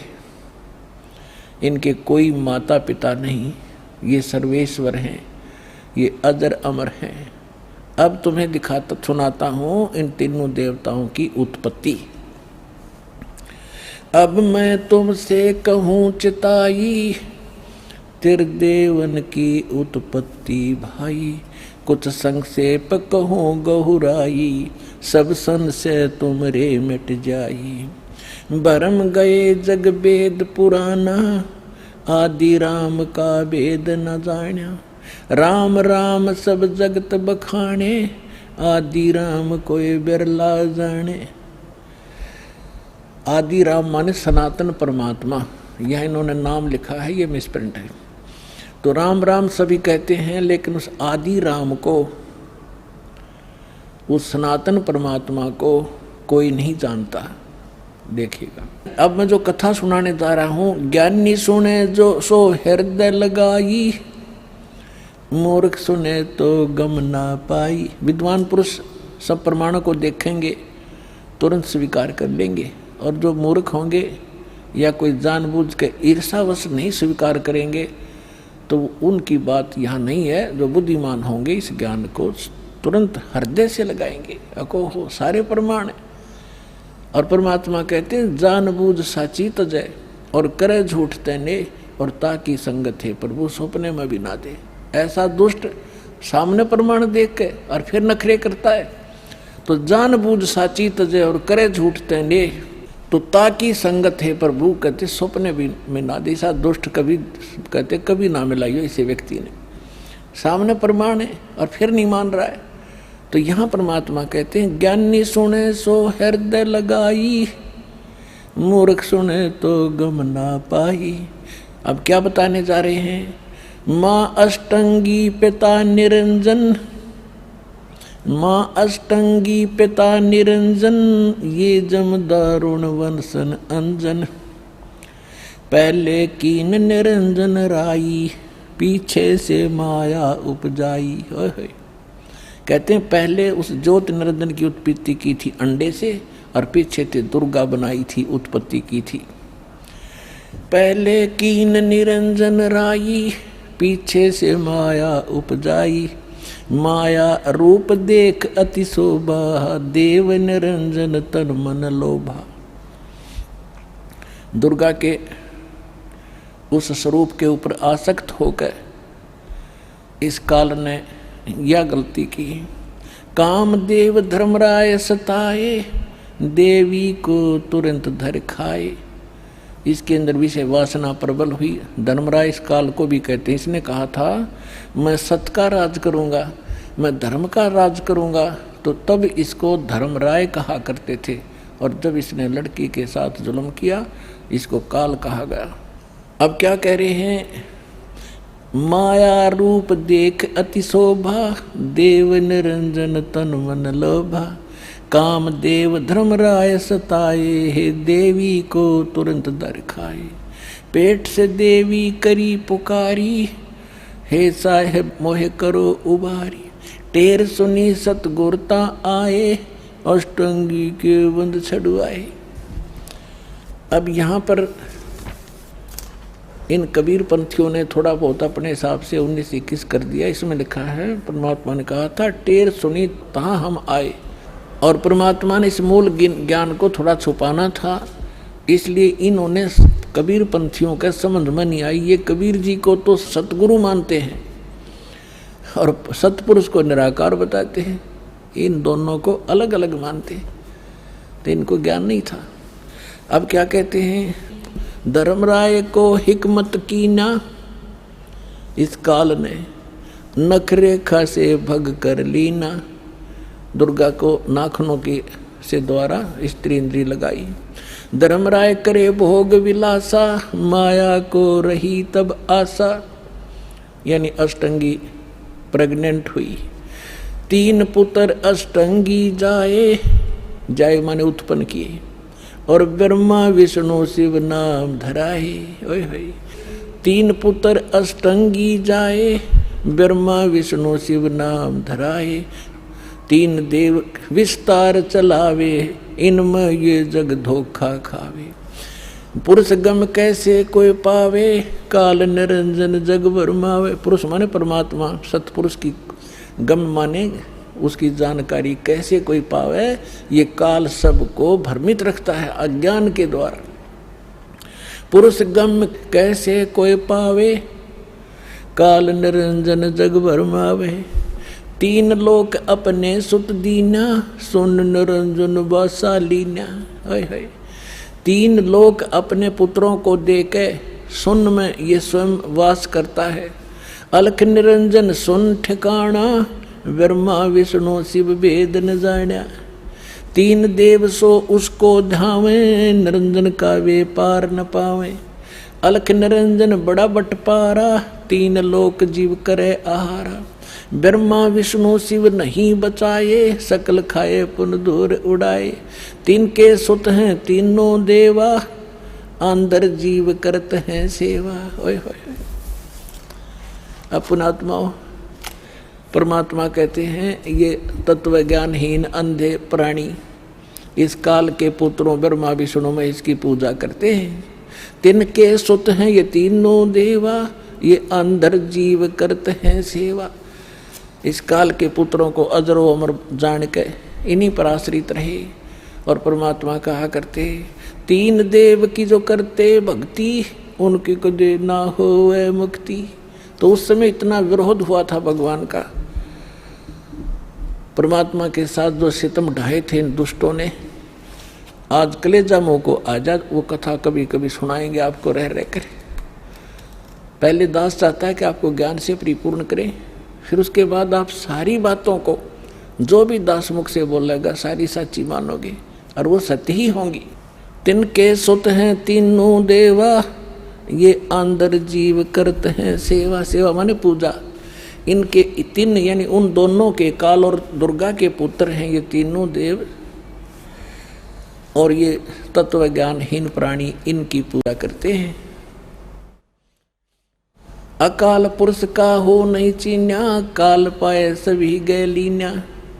3 देव और असुर अवतारा, ताको बजय सकल संसारा। ब्रह्मा विष्णु महेश और इन्हीं के अवतार राम और कृष्ण को ये सारा संसार उन्हीं को भजता है, उन्हीं की पूजा करता है। 3 गुणों का यह विस्तारा, धर्मदास में कहूँ पुकारा। गुण तीनों की भक्ति में ये भूल पड़ो संसार। कहे कबीर निज नाम बिन कैसे उतर पारे। अपने आत्माओं, परमात्मा ने एक वचन इसमें बोला है, गुण तीनों की भक्ति में ये भूल पड़ो संसारी। कहे कबीर निज नाम बिन कैसे उतरो पार। ये 3 गुण क्या है? ये 3 गुण कौन है? रजगुण ब्रह्मा, सतगुण विष्णु, तमगुण शिव जी। और इसको परमात्मा को, कबीर साहब को अशिक्षित कहा करते, शूद्र कहा करते। ये धानक, ये जुलाहा क्या जाने सदग्रंथों के गूढ़ रहस्यों को। और परमात्मा ने वो अमृत वचन बोल रखे हैं, इतने गूढ़ शब्द बोल रखे हैं, ये नकली नहीं समझ सके उस परमात्मा के गूढ़ रहस्यों को। और परमात्मा सारे गूढ़ रहस्यों से परिचित थे। ये देखिएगा मार्कंडेय पुराण, इन्हीं और गीता प्रेस गोरखपुर तो ऐसा है समझ लो जो ऑथेंटिक रिकॉर्ड हिंदू धर्म के लिए।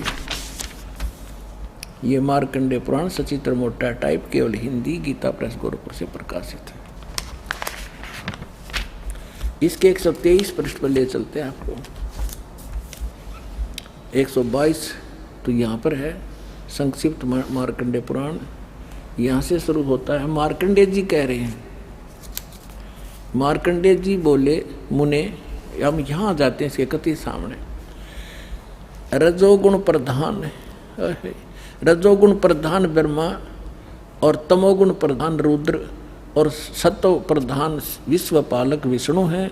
यही 3 देवता हैं और यही 3 गुण हैं। और थोड़ा सा पक्का कर दूं, ये देखिएगा, ये है श्रीमद् देवी भागवत हिंदी टीका सहित भाग 1। इसमें संस्कृत भी साथ है और ये सबसे बड़ा काम इसमें ये है, संस्कृत भी साथ है, हिंदी अनुवाद भी है। अथ श्री देवी भागवतम सभाष्टिकम समातम, खेमरा श्री कृष्णदास प्रकाशन, मुंबई। ये इसका 3रा स्कंद है। ये है अथ श्री मद देवी भागवते भाषा टीका युक्ते 3य स्कंध है, प्रारंभते। 3रा स्कंद शुरू होता है। ये 11 पृष्ठ है और ये 5वां अध्याय है। इसका 8वां श्लोक है। भगवान शंकर अपनी माता दुर्गा से कह रहे, हे माता,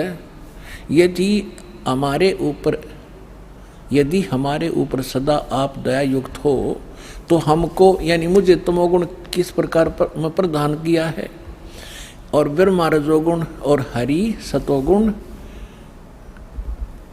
युक्त किए हैं, हमें क्यों युक्त किए हैं। अब यहाँ संस्कृत भी देखेंगे। यदि दया धर्मना, ये 7वां समाप्त हुआ, 8वां प्रारंभ होता है। यदि दया धर्मना न सदा अंबिके कथम अहम विहित च, मैं क्यों बना दिया तमोगुण, मुझे तमोगुण क्यों बना दिया, और कमल से उत्पन्न होने वाले ब्रह्मा को रजोगुण संभव क्यों उत्पन्न कर दिया, और सुवित क्यों किमु सतोगुणो हरि, और विष्णु जी को आपने सतोगुण क्यों बना दिया। इति सिद्धम रजगुण ब्रह्मा सतगुण विष्णु तमगुण शिव जी है। अभी तो आपको परमेश्वर कबीर साहब की वाणी से प्रमाणित किया और फिर परमेश्वर ने अपने से परिचित कराया था आदरणीय गरीबदास साहिब जी को। तो उस परमेश्वर की प्यारी आत्मा गरीबदास जी ने परमात्मा से प्राप्त ज्ञान को किस प्रकार सुनाया, देखिए।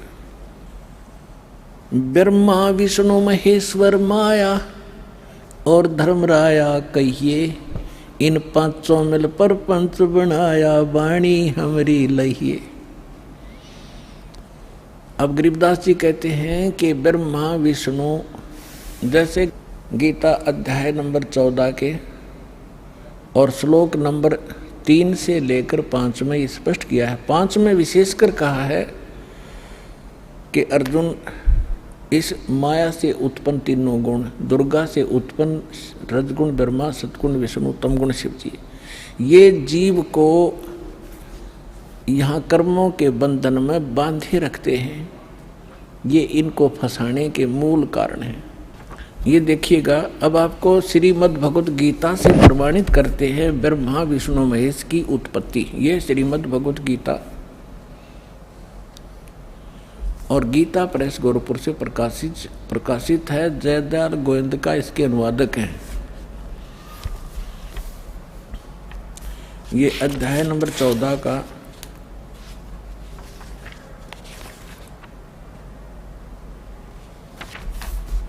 अध्याय नंबर 14 का श्लोक नंबर 3 से 5 सुनाएंगे आपको।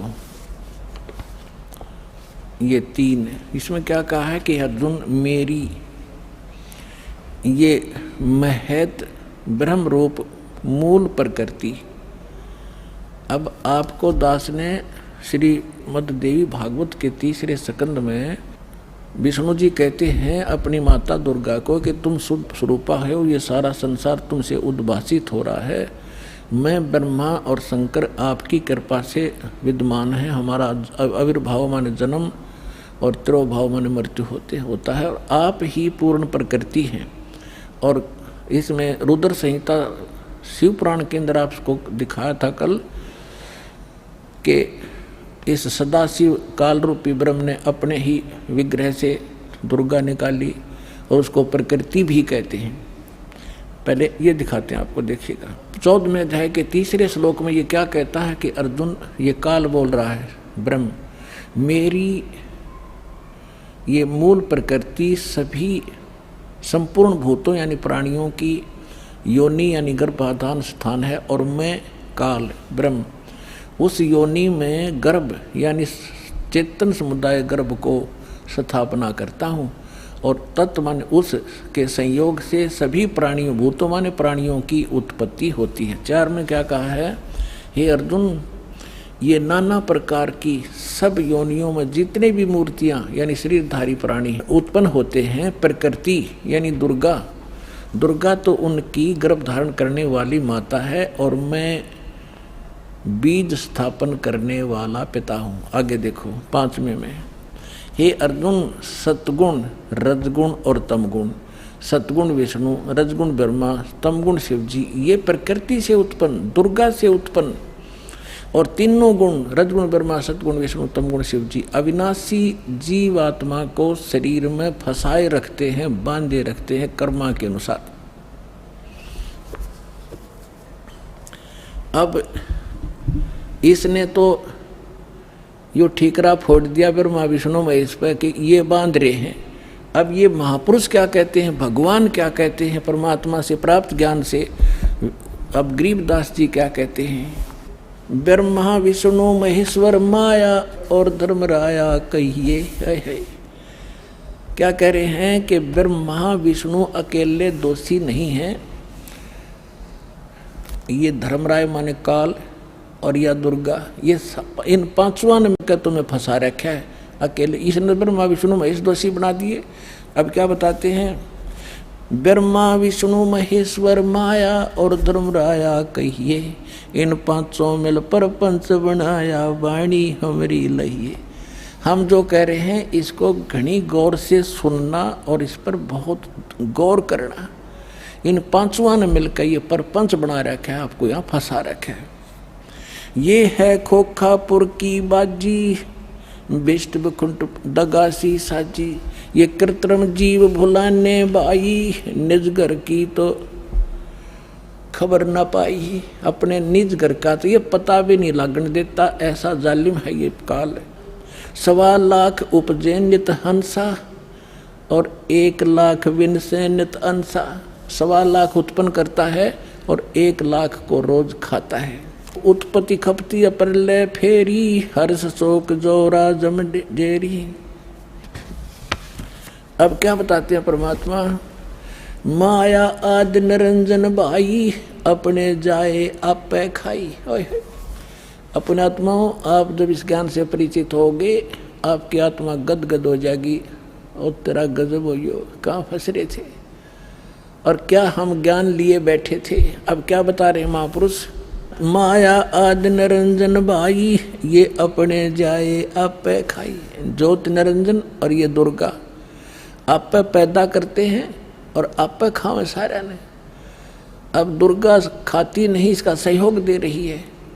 अब इसके विवश होगी, अपने पाप कर्मों के कारण हम इसके पराधीन हो गए, और इसने दुर्गा को इतना डरा रखा है कि तू मेरा भेद किसी को नहीं बतावेगी, नहीं तो तेरी खैर नहीं है।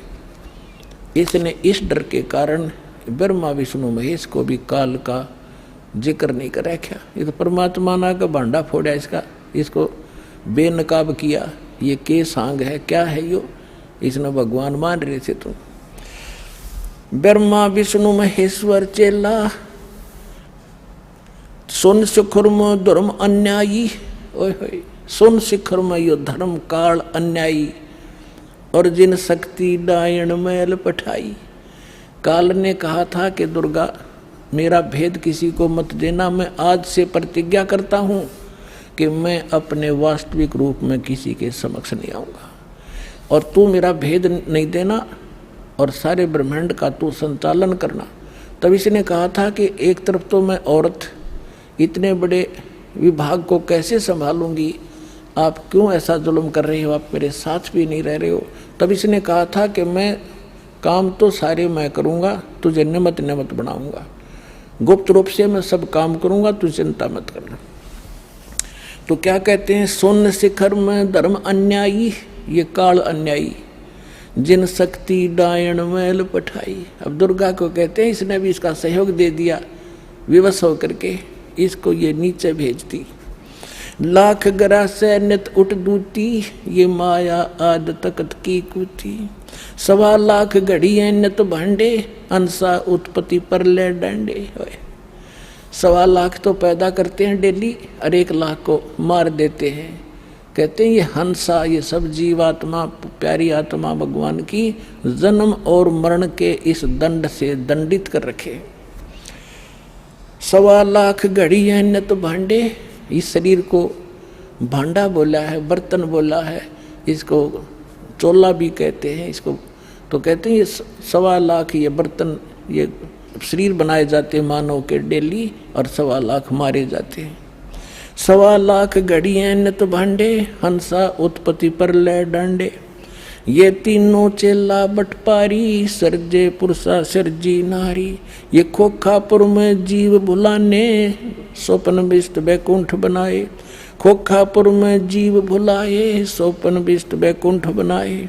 ये है अरहट का कुआ लोई, या गढ़ बंजा है सब कोई। कीड़ी कुंजर और अवतारा, हरहट डोर बंधे कई बारा। ये कोटिक करता फिरता देखा, हरहट डोर कहूँ सुन देखा। ये चतुर्भुजी भगवान कहावे, हरहट डोर बंधे सब आवे। अब यहाँ क्या बताना चाहा है आदरणीय गरीबदास साहिब जी ने परमात्मा से,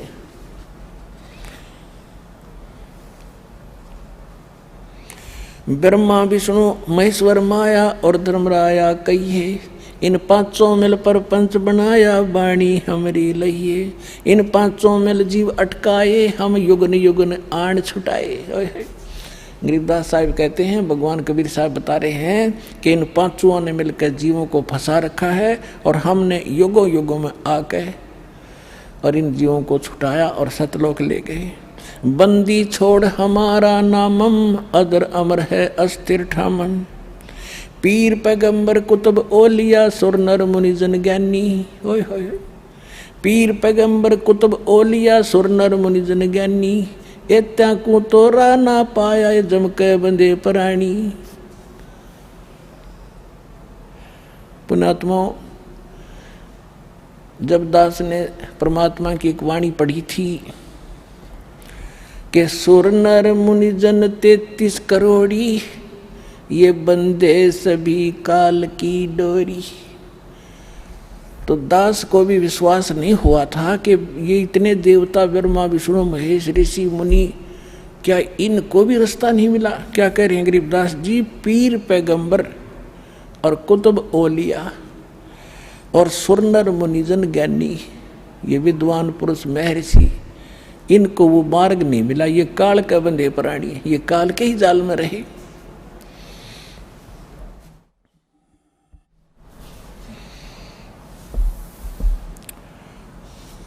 अमर करूं सतलोक पठाऊं, ताते बंदी छोड़ कहाऊं। अब कबीर साहब कहते थे, मैं अमर करूं और तुम्हें यहाँ से काल के जाल से छुटवाऊं, इसलिए मैं बंदी छोड़ कहलाता हूँ, यानी काल के बंधन से छुटवाने वाला।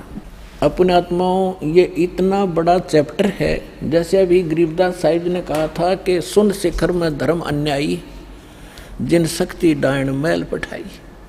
अब देखिएगा, ये लघु चित्र, ये एक ब्रह्मांड का चित्र है जहाँ ये काल रहता है। ये देखिएगा, ये सारे एक ब्रह्मांड के अंदर ये व्यवस्था है। आपको बताई, नीचे के ये 7,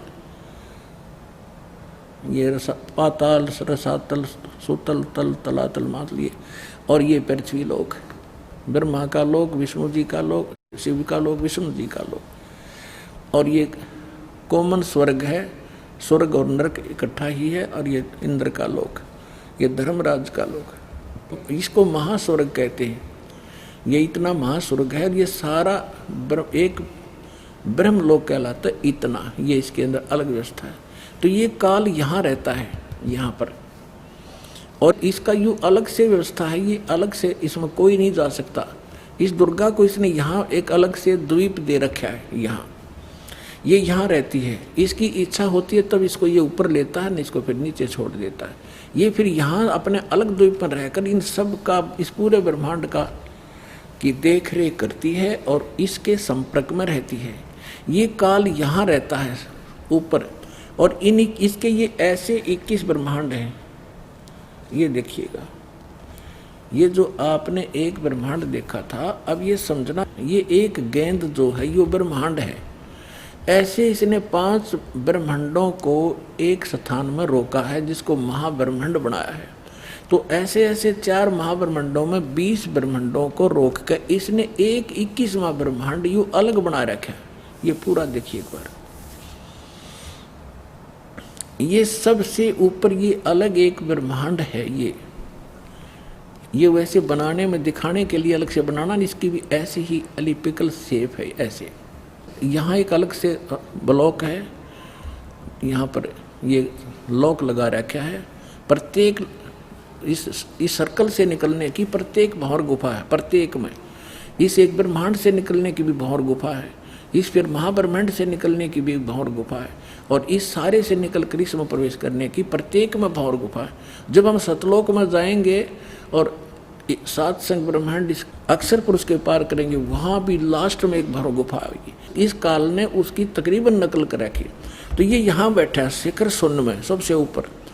तो यहाँ इसने नकली सतलोक, नकली अलखलोक, अगम और नामी लोक नकली बना रखे हैं जीव को भ्रमित करने के लिए। और यहाँ एक अच्छी आत्माओं में से 12 आत्माएं ऐसा सेफ रखता है, उनको कलयुग में भेजता है दूत बनाकर इस नकली ज्ञान को फैलाने के लिए।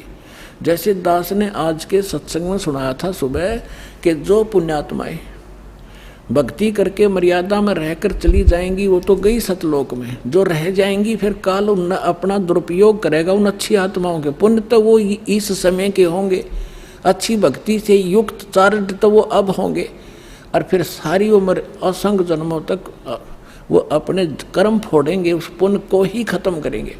तो ये 12 अचिंत भक्तों को ये वहाँ रखता है। अब कलयुग जब आया, इसने ये 12 दूत भेज दिए और उन्हीं को फिर से आगे भेजता रहता है। इनकी इतनी कमाई है, जैसे आप देख रहे हो यो जय धन धन सतगुरु सच्चा सौदा सिरसा वाला, आज एक चीफ मिनिस्टर से भी ज़्यादा सुविधाएं प्राप्त हैं जिसको, और इसने कख का पता नहीं, कोई भक्ति नहीं। ये पूर्व जन्म का बहुत संस्कारी प्राणी था और इस काल ने भेज दिया है। अब ये सारी उम्र खोटे खोदेगा, कति भक्ति नहीं इसके पास, और फिर भी इसके ठाठ रहेंगे, और लास्ट में इसको ऐसी बुरी मौत मारेगा, ऐसी दुर्गति होगी ऐसे व्यक्तियों की, आगे चल के ना जाने कौन सी योनि में डाल देगा। तो ये इसने ये 12 भक्त अच्छी आत्माएं वहाँ सेलेक्ट रखता है प्रत्येक उसमें, और फिर इनको जैसे ये 12 यहाँ भेजे, उनको रह रह कर फिर जैसे राधा स्वामी शिवदयाल जी जो थे ये अच्छी आत्माओं में थे। उसके बाद फिर ये बाबा जयमल सिंह जैसे, सावन सिंह जैसे, फिर ये बलोचिस्तानी सामस्ताना जैसे, और ये अब सच्चा सौदा सिरसा वाले जैसे, ये सारी पुण्यात्माएं थी। इनके पूर्व जन्म के पुण्य संग्रहित हैं, और ये सारी उम्र कति भक्ति तो है नहीं इनके पास, करेंगे खा किए, और फिर भी ये सुखी दिखाई देंगे, और सारी इनके वचन में भी थोड़ी बहुत पावर होगी, लोग इससे प्रभावित भी रहेंगे फंसाए रखने के लिए। यहाँ देखना, ये फिर इसने 12 अचिंत भक्तों का निवास स्थान ये अलग बना रखे, और ये यहाँ रहता है। यहाँ एक तपस्शिला है, इस तपस्शिला पे 1 लाख मानव शरीरधारी प्राणियों के सूक्ष्म शरीरों को भूनता है, और यहाँ इसका निज स्थान है। ये सुराख है आगे उस अक्षर पुरुष के लोक में जाने का। ये देखिएगा, ये यहाँ। अब ये वो 21 ब्रह्मांड हैं ये वाले, बस इतने, और इससे निकलकर इसमें से ये 7 संग ब्रह्मांड है, ये सरपुरुष के 21, ये 7 संग ब्रह्मांड हैं अक्षर पुरुष के, परब्रह्म जिसे कहते हैं, ये वाले इतना बड़ा। तो इसमें यहाँ ये 21वां ब्रह्मांड इसका, इसमें से आगे जाने का रास्ता है, जो सतलोक को जाता है। अब ये बड़े वाला लेंगे हम। अब ये 21वां ब्रह्मांड है, ये देख पूरे ब्रह्मांड देखो 21। तो अब ये यहाँ बैठा है, इस यहाँ एक रास्ता है, ये 11वां द्वार है, ये 11वां द्वार, और इस 11वें द्वार को इसने स्वयं रोक रखा। यहाँ बैठा है ये, कोई भी प्राणी यहाँ से नहीं जा सकता। यहाँ से वही जा सकता है जिसको कबीर परमेश्वर लेकर जाएंगे। और परमात्मा के वहाँ जाते ही उस द्वार को स्वयं रोके बैठा है।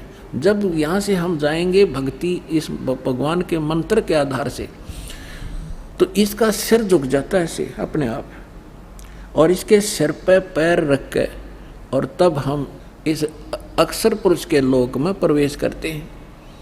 यहाँ काल ने, ये वो 11वां द्वार है। अब यहाँ लेंगे हम पूरे ब्रह्मांड, ये 21 ब्रह्मांड काल के हैं, ब्रह्म के, और ये है 11वां द्वार। इसमें प्रवेश किए। ये अक्षर पुरुष के 7 शंख ब्रह्मांड हैं, ये छोटे छोटे 7 शंख ब्रह्मांड, और ये है वो 12वां द्वार। ये है 12वां द्वार। इससे प्रवेश पार करके तब हम यहाँ सतलोक में परमात्मा के चरणों में पहुँचेंगे। और ये असंख्य ब्रह्मांड है, ये परमात्मा के असंख्य। ये तो थोड़ा सा क्षेत्र रह जाता है इनका, ये इतना का क्षेत्र है बस, सरपुरुष और अक्षर पुरुष का दोनों का मिला के। और ये असंख्य ब्रह्मांड का ये मालिक, ये पूर्ण ब्रह्म सत्य पुरुष है। तो ये 12वां द्वार पार करके हम सतलोक में प्रवेश करेंगे। अब आपने देखा, परमात्मा ने बताया कि इस ब्रह्मा विष्णु महेश की उत्पत्ति कैसे हुई, और अब थोड़ा सा हिंट इन पुराणों से देना पड़ेगा ताकि आपका विश्वास दृढ़ हो। पुण्यात्माओं, यदि इस जीवन में आपको कोई विशेष काम है तो ये है परमात्मा को समझना, जानना और मोक्ष प्राप्त कराना। जब भगवान आपको मिल गया, सत्साधना आप करते हैं, तो आपके जो भौतिक लाभ हैं वो तो ना चाहते हुए भी आपको मिलेंगे। परमात्मा आपको सारे सुख भी देगा आपको भक्ति कराने के लिए। जैसे हम अपने बच्चों को शिक्षा ग्रहण कराने के लिए कितनी सुविधा देते हैं, स्वयं हम मजदूरी करते हैं और बच्चों को बढ़िया ड्रेस देते हैं, उनको गाड़ियों में भेजते हैं, और 15-20 वर्ष तक बच्चे तो पढ़ो और अपना कल्याण कराओ। तो ये परमात्मा ने आपको ये ड्रेस जो दी है मनुष्य की, ये विद्यार्थी को, आप विद्यार्थी हैं, और जब आप सही विद्या ग्रहण करोगे, परमात्मा अनुकूल चलोगे, तो आपको सारी सुविधा ऑटोमेटिकली मिलेंगी। आपके घर में सुख, आपके शरीर में सुख, आपके सब संकटों का निवारण करेगा भगवान, तभी आप भक्ति कर सकोगे। तो इसके लिए आपने अच्छा समय निकालना पड़ेगा। ये देखिएगा, ये श्री शिव पुराण सचित्र मोटा टाइप, केवल हिंदी, गीता प्रेस गोरखपुर से प्रकाशित है। इसके कौन है संपादक? हनुमान प्रसाद पोदार।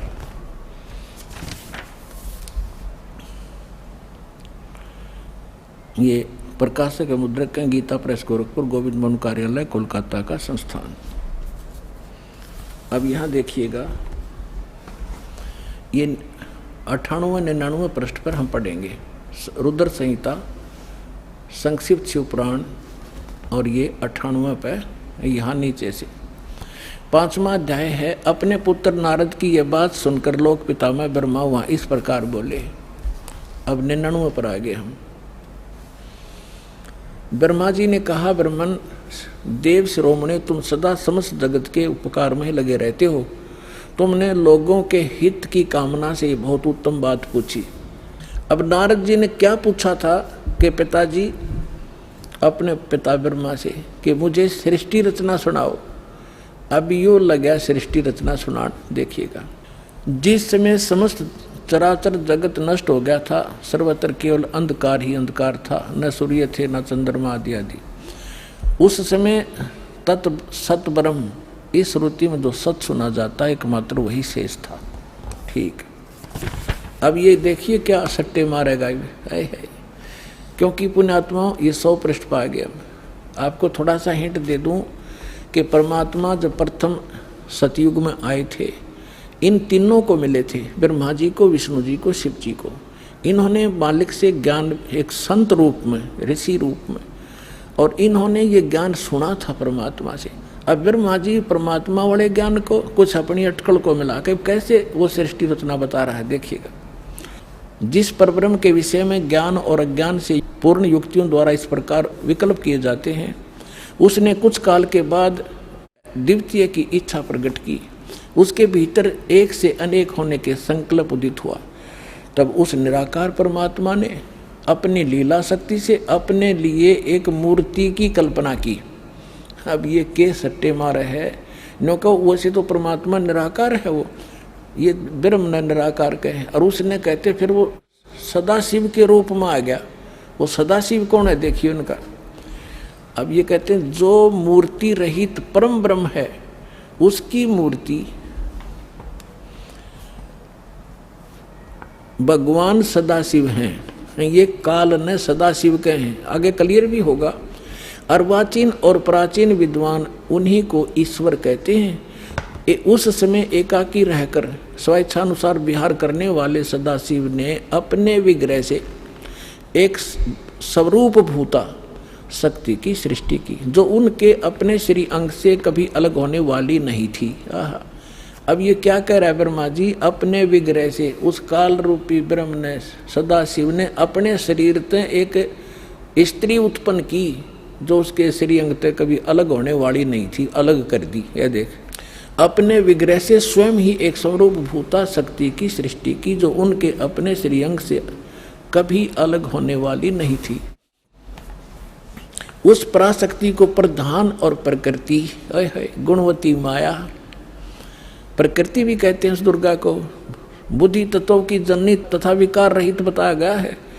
वह शक्ति अंबिका दुर्गा कही गई है। उसको प्रकृति, ये ध्यान रखना, दुर्गा को प्रकृति भी कहते हैं, जो गीता में आपको दिखाया था।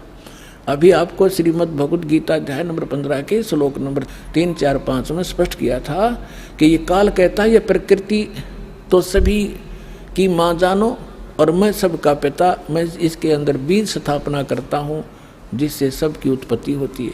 और प्रकृति से उत्पन्न ये तीनों गुण, रजगुण ब्रह्मा, सद्गुण विष्णु, तमगुण शिव जी, ये सभी जीवात्मा को कर्मानुसार बांधे रखते हैं। और परमात्मा ने क्या बताया कि नहीं, ये तीन नहीं, ये पांचों मिलकर बांध रहे आपको, और हम इन पांचों मिल जीव अटकाए, युगों युग हम आन छुटाए। अब देखो, उसको प्रकृति सर्वेश्वरी त्रिदेव जननी, तीनों देवताओं की को जन्म देने वाली इनकी माता, नित्या और मूल कारण भी कहते हैं। सदाशिव द्वारा प्रकट की गई उस शक्ति की 8 भुजाएं हैं। होगी ना स्पष्ट, 8 भुजाएं हैं। ये देखिएगा 8 भुजाएं, ये है वो दुर्गा। इसमें तो घनी ला रखी, घर की बाहर कितनी ला दो ये, लेकिन है इसकी 8 ही हैं। ये नकक तो पता नहीं था, किसी 20 मुँह ला दें, किसी 50 ला दें। ये अष्टंगी है, सभी जानते इस बात को, 8 भुजा है। अब देखिएगा उस शक्ति की 8 भुजाएं हैं। नाना प्रकार के आभूषण उसके श्रीअंगों की शोभा बढ़ाते हैं। वह देवी नाना प्रकार की गतियों से संपन्न है और अनेक प्रकार के अस्त्र शस्त्र धारण करती है। एकाकिनी होने पर भी वह माया संयोग वसात अनेक हो जाती है। वे जो सदाशिव हैं उन्हें परम पुरुष, ईश्वर, शिव, शंभु और महेश्वर कहते हैं। ये देखिए यहाँ आगे अब हम 101 पृष्ठ पे हैं, रुद्र संहिता। अब इस काल की महिमा सुना रहा है ब्रह्मा जी। वे अपने सारे अंगों में भस्म रमाए रहते हैं। उन काल रूपी ब्रह्म ने, आ गया ना स्पष्ट, ये काल रूपी ब्रह्म कहो, सदाशिव कहो, ब्रह्मा विष्णु महेश का पिता कहो, दुर्गा का पति कहो, उन काल रूपी ब्रह्म ने एक ही समय शक्ति के साथ है, नाथ ने, ये गलत मिसप्रिंट है, शिवलोक नामक अक्षेत्र का निर्माण किया। उस उत्तम अक्षेत्र को काशी कहते हैं। आगे देखो, वे प्रिय और प्रियतम, शक्ति और शिव, दुर्गा और ये काल जो परमानंद स्वरूप है, उस मनोरम अक्षेत्र में नित्य निवास करते हैं। काशीपुरी परमानंद रूपणी है। मुने शिव और शिवा ने, यानी काल और दुर्गा ने प्रलय काल में भी उस अक्षेत्र को अपने सानिध्य से मुक्त नहीं किया। देव रसे ब्रह्मा जी कह रहे हैं, एक समय उस आनंद वन में रमण करते हुए शिवा और शिव के मन में यह इच्छा हुई कि किसी दूसरे पुरुष की सृष्टि करनी चाहिए। अब इन्होंने संतानों उत्पत्ति की सोची और फिर इन्होंने संतान उत्पत्ति क्रम किया, उससे 2 पुत्र तो यहाँ सिद्ध कर दिए, ब्रह्मा और विष्णु। देखिए, सृष्टि करनी चाहिए जिस पर यह सृष्टि संचालन का महान भार रखकर हम दोनों केवल काशी में रहकर इच्छा अनुसार विचरें और निर्वाण धारण करें। ऐसा निश्चय करके शक्ति सहित सर्वव्यापी परमेश्वर शिव ने अपने वाम भाग के 10वें अंग पर अमृत मल दिया। फिर तो वहाँ से एक पुरुष प्रकट हुआ।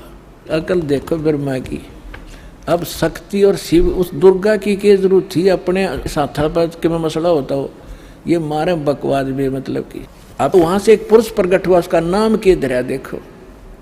शिव ने कहा, वत्स बेटा, व्यापक होने के कारण तुम्हारा विष्णु नाम विख्यात हुआ। अब यहाँ ये 6ठा अध्याय समाप्त हुआ। अब 7वें में क्या कहा, ब्रह्मा जी कहते हैं, देवर से जैसे विष्णु की उत्पत्ति करी दुर्गा और काल ने मिलकर, तत्पश्चात कल्याणकारी परमेश्वर सांब सदाशिव ने, उस काल रूपी ब्रह्म ने पूर्ववत प्रयत्न करके मुझे अपने दाहिने अंग से उत्पन्न किया। हाय अब पुण्यात्मो, अब यहाँ ब्रह्मा और विष्णु की तो उत्पत्ति बता दी, यहाँ विचलित हो गया ये शिव पुराण का अनुवाद करता, इसने यहाँ गोल मोड़ कर दिया। लेकिन कहते हैं, चोर चुरावे तोमड़ी और गाड्डे पानी में, वो गाड्डे हुआ ऊपर आवे न सच्चाई छनी ना। कहाँ तक छुपाएंगे? अब दिखाता हूँ आपको, कल भी दिखाया था, आज फिर दिखाऊंगा।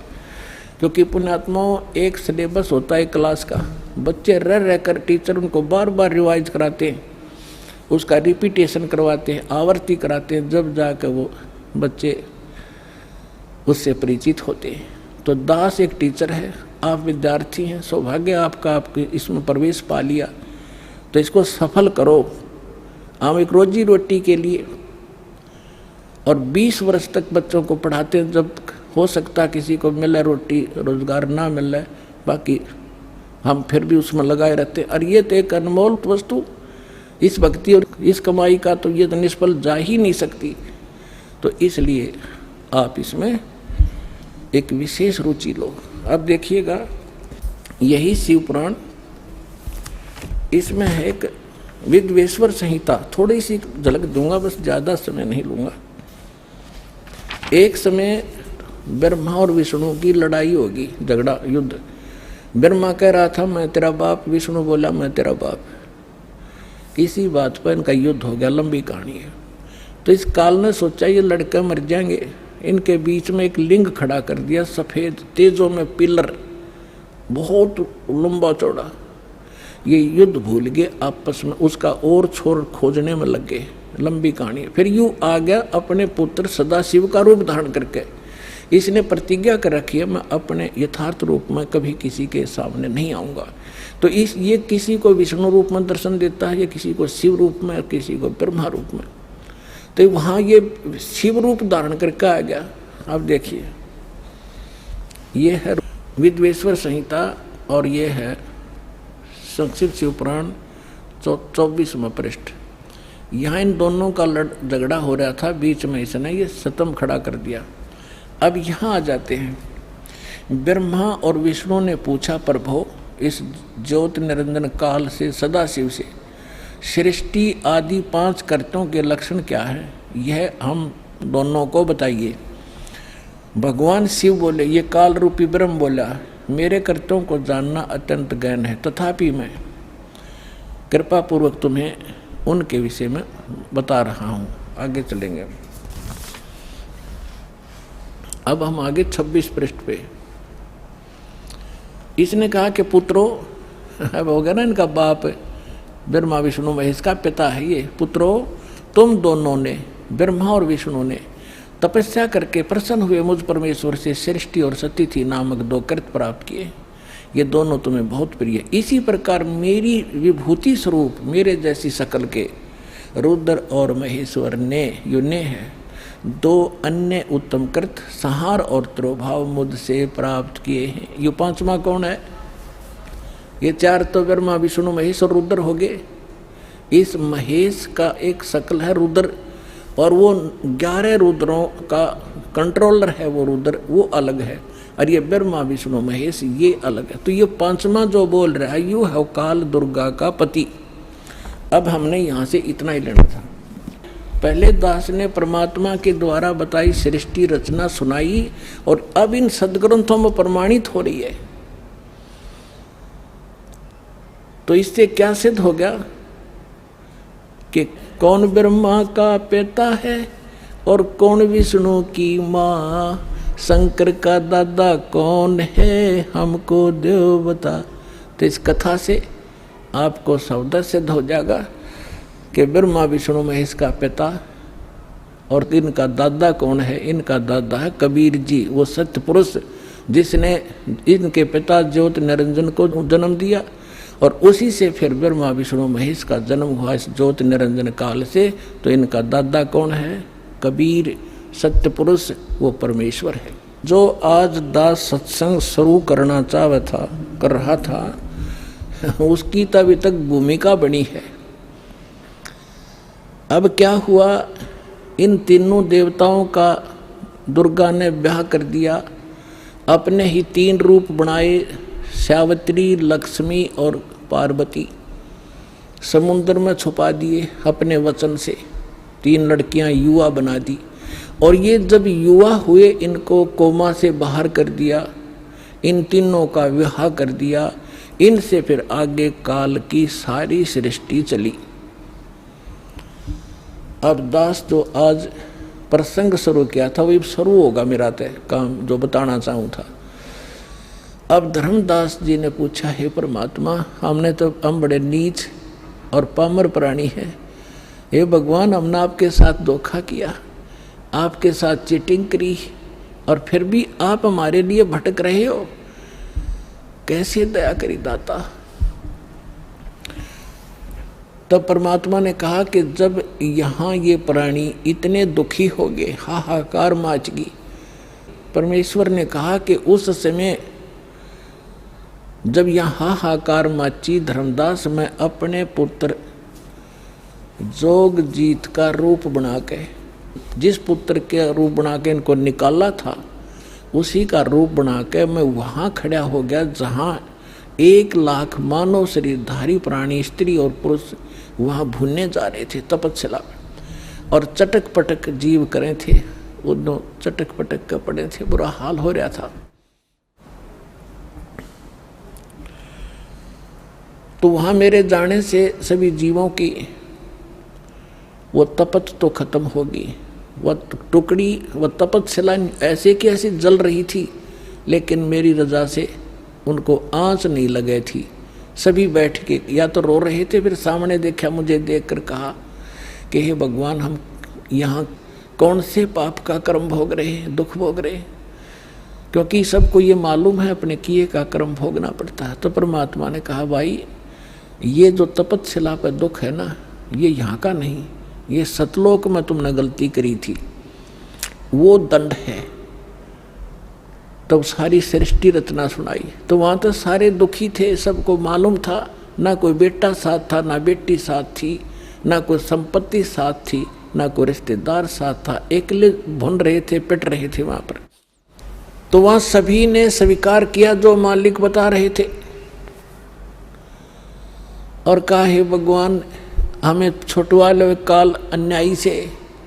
परमात्मा बोले, ऐसे नहीं।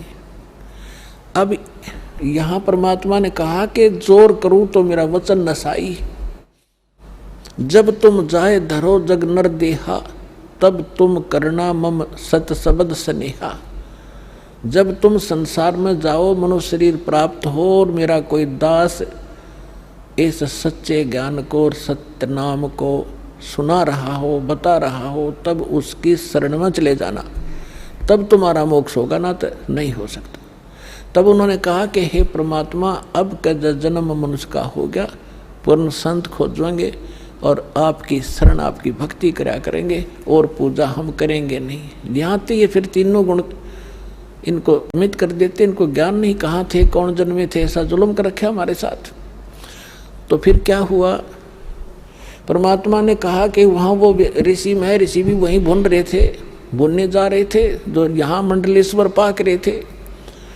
तब परमात्मा ने कहा तुम निराकार बताते हो इस काल को, ज्योत निरंजन को, अभी आएगा तुम्हें खाने के लिए। देखो वो आ गया सामने, वो साकार है, नर आकार है, ओछा माथा उसका 2 उंगल का, और ऊंचा ऊंचा स्वर्ण भयंकर सा चेहरा से देव आ रहा सामने। परमात्मा बोला अब तुम जाओ यहाँ से। परमात्मा ने उन सभी को वहाँ से उड़ा दिया। वो आगे अपने कर्माधार से, जहाँ पर किसी ने पशु बनना था, पक्षी बनना था, धर्मराज से लेखा करो आगे चले गए। अब जब उस काल ने देखा सामने जोगजीत खड़ा है, जिसने मुझे निकाला था वहाँ से, इतना तो वो जान गया कि कोई परमात्मा का संदेश लेकर आया है। ये थोड़ा सा उसको डर भी था, कहीं यहाँ से भी निकालने ना आ गया वो, मैंने ये गलती, मैं ये इनको दुखी कर रहा हूँ। फिर भी उसने हिम्मत करके पूछा कि जोगजीत तू यहाँ क्यों आया, परमात्मा का कोई वचन है तो मुझे बता, आदेश दे, और आज तुझे मैं ठीक करूँगा। तूने वहाँ से मुझे मार कर निकाला था और आज तू मेरे लोक में कैसे आ गया। तब जोगजीत रूप में खड़े परमात्मा ने कहा कि परमात्मा का आदेश लेकर मैं आया हूँ, और आपने सभी प्राणियों का कैसी दुर्गति कर रखी है, बुरा हाल कर रखा है। कोई गधा बना दिया, कोई कुत्ता बना दिया, किसी की टांग कट गई, किसी को कैंसर हो गई, किसी का बेटा मर गया, किसी की बेटी विधवा, ऐसा जुल्म। तो ये क्या कहता है कि मैं तो सत का राज करता हूँ, जो जैसा कर्म करता अपना भोग रहा है, मैं क्या करूँ। और इसने अपना एजेंट छोड़ रखा मन आत्मा के साथ, ये सारे उल्टे काम करावे और आत्मा के सिर दर दे कि यू इसने कराया। तो परमात्मा ने कहा कि निरंजन अब मैं किस लिए आया हूँ ये और बता दूँ। हाँ बता दे। मैं नीचे जाऊँगा और तेरी पोल पाड़ूंगा और बताऊँगा ये भगवान नहीं है, ये काल है, ये तुम्हारा दुश्मन है, तुम्हें अपने आहार के लिए रोके हुए है, तुमसे ही बच्चे पैदा करवाता है, ये खुद खाता है। जैसे कसाई बकरे पाला करता है, नर और मादा बकरे छोड़ देता है, वो उत्पत्ति करते हैं अपनी ममता में और विषय वासनावश होकर, और खाता कसाई है। तो ऐसा है, ये जाकर बताऊंगा। अपनात्माओं, इस बात ने सुनकर भयंकर हो गया काल, और परमात्मा कहते धर्मदास मेरे ऊपर ऐसे टूट कर पड़ा जैसे अब मार देगा मैंने। और पुण्यात्मा, यहाँ परमात्मा हमें सतर्क करते, हमें याद दिलाना चाहते, कभी भी कोई आपत्ति आवे, आपको जो मंत्र प्राप्त हो, प्रथम हो प्रथम और द्वितीय हो द्वितीय, और तीनों मिल रहे हो तो सार नाम का सिमरण करें। ऐसी किसी प्रकार की आपदा हो, एक बार जरूर सिमरण याद कर लेना। तो कहा कि मैंने सतनाम का सुमन शुरू किया सांस उश्वास से। तो उसी समय ये काल या तो मुझे मारने के लिए झपटा था, ऐसे गिर गया जैसे पक्षी की पांख कट जाया करे, और पड़ा पड़ा तड़प रहा है। ऐसा डर गया कि वहां से भाग के पाताल में गिर गया। तो इसको पाताल से लिया निकाल के मैं, और कहा चल ऊपर। तब ये घबरा गया घना, मेरे पैर पकड़ लिए और कहा कोई बात नहीं, आप बेशक नीचे चले जाना, लेकिन एक अर्ज है मेरी, 3 युगों में जीव कम ले जाना और चौथे युग में कितने जीव ले जाना। तो परमात्मा ने कहा ठीक है। और दूसरा ये कहा कि मेरा ज्ञान जो माने वो हमारा, आपके ज्ञान को जो माने वो आपका, बलपूर्वक ना ले जाना। तो परमात्मा ने कहा ठीक है तथास्तु। जब सारे वचन भरवा लिए, फिर बदल गया गिरगिट की तरह, कहने लगा कि बेशक चले जाना जोगजी, चौथे युग में इन जीवों को इतना कंडम कर दूंगा, ये भक्ति योग नहीं रहेंगे, इनको सब उल्टी साधना पर लगा दूंगा, देवी देवता पत्थर पहाड़ों की पूजा में इनको व्यस्त कर दूंगा, और जब तुम जाओगे तुम्हारी कोई नहीं सुनेगा, परमात्मा बोले आप अपना काम करियो और हम अपना करेंगे। तब क्या कहा था परमेश्वर ने कि चौथा युग जब कलयुग आई तब हम अपना अंश पठाई। काल बंद छूटे नर लोई सकल सृष्टि परवानिक होई। घर घर देखो बोध विचारा सतनाम सब ठोर उचारा। 5505 तब ये वचन मेरा होगा साचा। कलयुग बीत जावे जब एता सभी प्राणी परम पुरुष पद चेता। तो परमात्मा ने कहा था कि चौथा युग जब कलयुग आवेगा तब हम अपना एक दास भेजेंगे।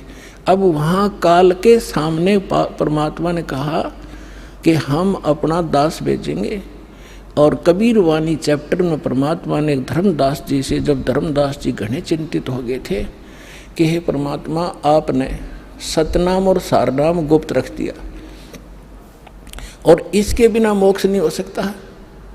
आपने मुझ किंकर के ऊपर दया करी दास पे और 42 वंश भी पीढ़ी बख्श दी, मेरी वंश चलेगा। तो हे परमात्मा सारनाम और सतनाम बिना पार नहीं हो सकते, तो मेरे बच्चे कैसे पार होंगे। ऐसे कलेजा पकड़ कर बैठ गया। परमात्मा ने सोचा भाई ये घना दुखी हो गया। तो परमेश्वर ने कहा कि सुन ले, काल ने क्या कहा था, 12 पंथ करूं मैं साजा नाम तुम्हारा ले करूं आवाजा। 12 पंथ नाम जो लेगी हमरे मुख में आन समोही। जाओ जोग जीत संसारा जीवन माने कहा तुम्हारा। जीव तुम्हारा कहा न माने हमारी ओढ़ हो बाद बखाने। अब इतना समय नहीं रहा, मैं वो सारे प्रमाण आज नहीं दिखा पाऊंगा आपको कि 12 पंथ कौन कौन से हैं। तो 12 पंथ, 12वां पंथ गरीबदास पंथ बताया है, लिखा कवि सागर में। तो परमात्मा ने कहा तू चिंता ना करे धर्मदास, जब 5500 वर्ष कलयुग बीत जाएगा तब या बिचली पीढ़ी आवेगी और बिचली पीढ़ी तक यो ज्ञान और तत्व ज्ञान और सतनाम सारनाम कति गुप्त रखना है, नहीं तो काल के दूतों का हाथ लग जाएगा, मेरा सारा मिशन खराब हो जाएगा। तब परमात्मा ने देखा कि ये बिल्कुल चिंतित हो गया घना। तब परमेश्वर ने कहा धर्मदास जब साची बताऊं तेरे ते। तब धर्मदास ने कहा कि भगवान आज कितना अच्छा समय है, कलयुग स्टार्ट है सन 1398 में और 1512 तक, और आज भी लोग ना मानते और आप कह रहे हो आगे तो भयंकर कलयुग पैदा कर देगा, काल ऐसा जुल्म कर देगा, हाहाकार मच जाएगी, इंसान कृतघ्नी हो जाएंगे। तो उस समय कैसे पार होंगे। आज तो आप भी विद्वान हैं और फिर भी ना मान रहे ये लोग। तो परमात्मा ने कहा जब 5500 वर्ष कलयुग बीतेगा और बर्मा वंश चल चुका होगा इस काल का यानी गरीबदास पंथ तक, तो उस बार में पंथ में मैं आऊँगा स्वयं और फिर सभी पंथों को खत्म करके एक पंथ बनाऊंगा और सारी सृष्टि मेरा ही नाम लेगी। तेरे 42 वंश क्या सारी सृष्टि न पार करूंगा धर्मदास, इन 42 की तो चिंता छोड़ दूं।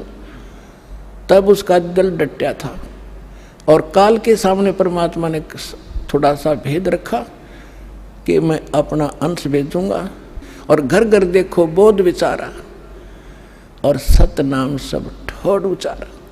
आप देख रहे हो आज ये ज्ञान गंगा घर घर में पहुंच गई है। ना कोई किताब खरीदनी है, इंसान देखा था किताब या किताब बिकती देखी थी आपने इस गांवों के अंदर शहरों के अंदर। कोई सब्जी बेचे, कोई प्याज बेचे, कोई तोरी और घिया बेचे, ये तो देखी थी। तो परमात्मा ने कहा था घर घर देखो बोध विचारा, मेरे इस ज्ञान की चर्चा घर घर में शुरू हो जाएगी और सारी सृष्टि नाम लेगी और सतनाम सबको बताया जाएगा और परमात्मा के उस परम पद की सतलोक की सबको जानकारी होगी, पूरा विश्व व्यापार करूँगा। तो वो समय आ गया है पुण्यात्माओं, और ये दास है वो परमात्मा का भेजा हुआ दास, और आप सभी पार हो जाओगे। बोलो सतगुरुदेव।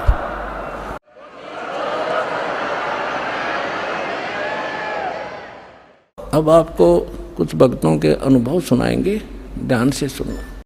नमस्कार सर। सत साहिब। क्या शुभ नाम है जी आप जी का? भक्त अशोक दास। सर कहाँ से आए आप? सांगानेर, जयपुर, राजस्थान से। सर परमचंद सतगुरु रामपाल जी महाराज से नाम उपदेश लेने से पहले आप कौन सी भक्ति करते थे? देवी दुर्गा की। तो जो देवी दुर्गा माता जी की आप भक्ति करते थे उससे आपको क्या लाभ मिलता था? कोई खास लाभ नहीं मिलते थे। सर परमचंद सतगुरु रामपाल जी महाराज की शरण में आप कैसे आए? टीवी में देखते थे गुरुजी के प्रोग्राम देखते देखते अब यही सोचते रहते थे कि ये प्रोग्राम जो सुनाते हैं किताब में देख देख के पढ़ के ऐसे तो कोई भी सुना देगा, कोई खास बात तो है नहीं। ये प्रोग्राम करीब 10 साल पहले हम देखते थे डिस्क के अंदर, कभी ध्यान नहीं दिया। तो हमारे पिताजी की डेथ हो गई, उसके 2 महीने बाद चाची जी की कैंसर था, डॉक्टर ने मना कर दिया। तो छोटे भाई को किसी ने बताया वहाँ बरवाला में एक संत रहते हैं, वहाँ कैंसर भी ठीक हो जाते हैं। तो ये बोले कि वहाँ, लेकिन वो बीड़ी सिगरेट गुड़का तम्बाकू नहीं चलती वहाँ पे। तो हमने हम तो नहीं जा सकते, हम तो ये सब बीड़ी सिगरेट पीते हैं और वो नहीं पीता था। तो आप चले जाओ, नाम ले लो जाके। और बोले वहाँ नाम लेके और फिर वो उनका जाप करेंगे तब वो ठीक होते हैं। अब ये 2 साल पहले से नाम लिए हुए थे। एक बार हम लोग बैठे हुए थे वहाँ, बैठे बैठे हमको क्या अस्थमा के मरीज थे, 20 साल से रात भर सो नहीं पाते, सर्दियों में खांसी आती रहती, नाक से पानी आता है ऐसे करके।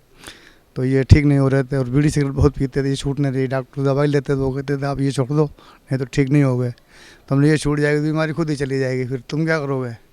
तो कोई ऐसी दवाई बताओ जिससे मुझे छूट जाए।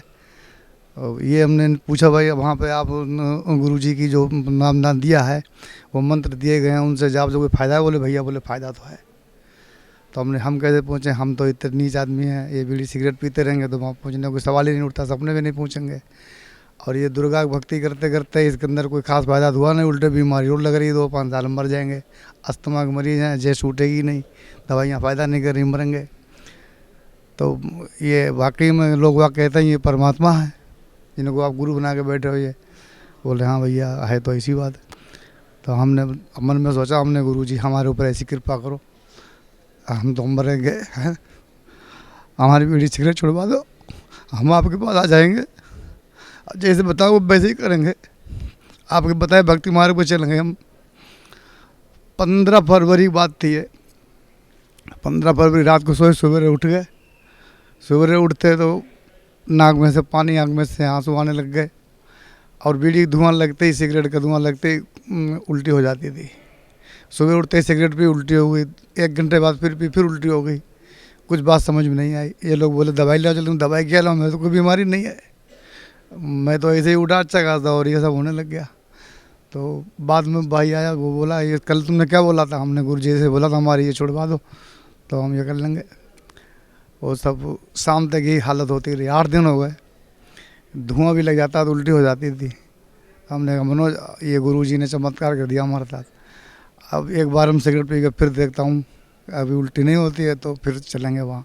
एक सिगरेट जलाई, धुआं लगते उल्टी हो गई। हमने रिजर्वेशन करवा लो, अब चलेंगे। 21 मार्च को आके हमने यहाँ नाम ले लिया। उस दिन से आज दिन तक 9 महीने हो गए लगभग, मज़े से होते, ना कोई खांसी आती, ना कोई एकदम अस्थमा है, ना कुछ है।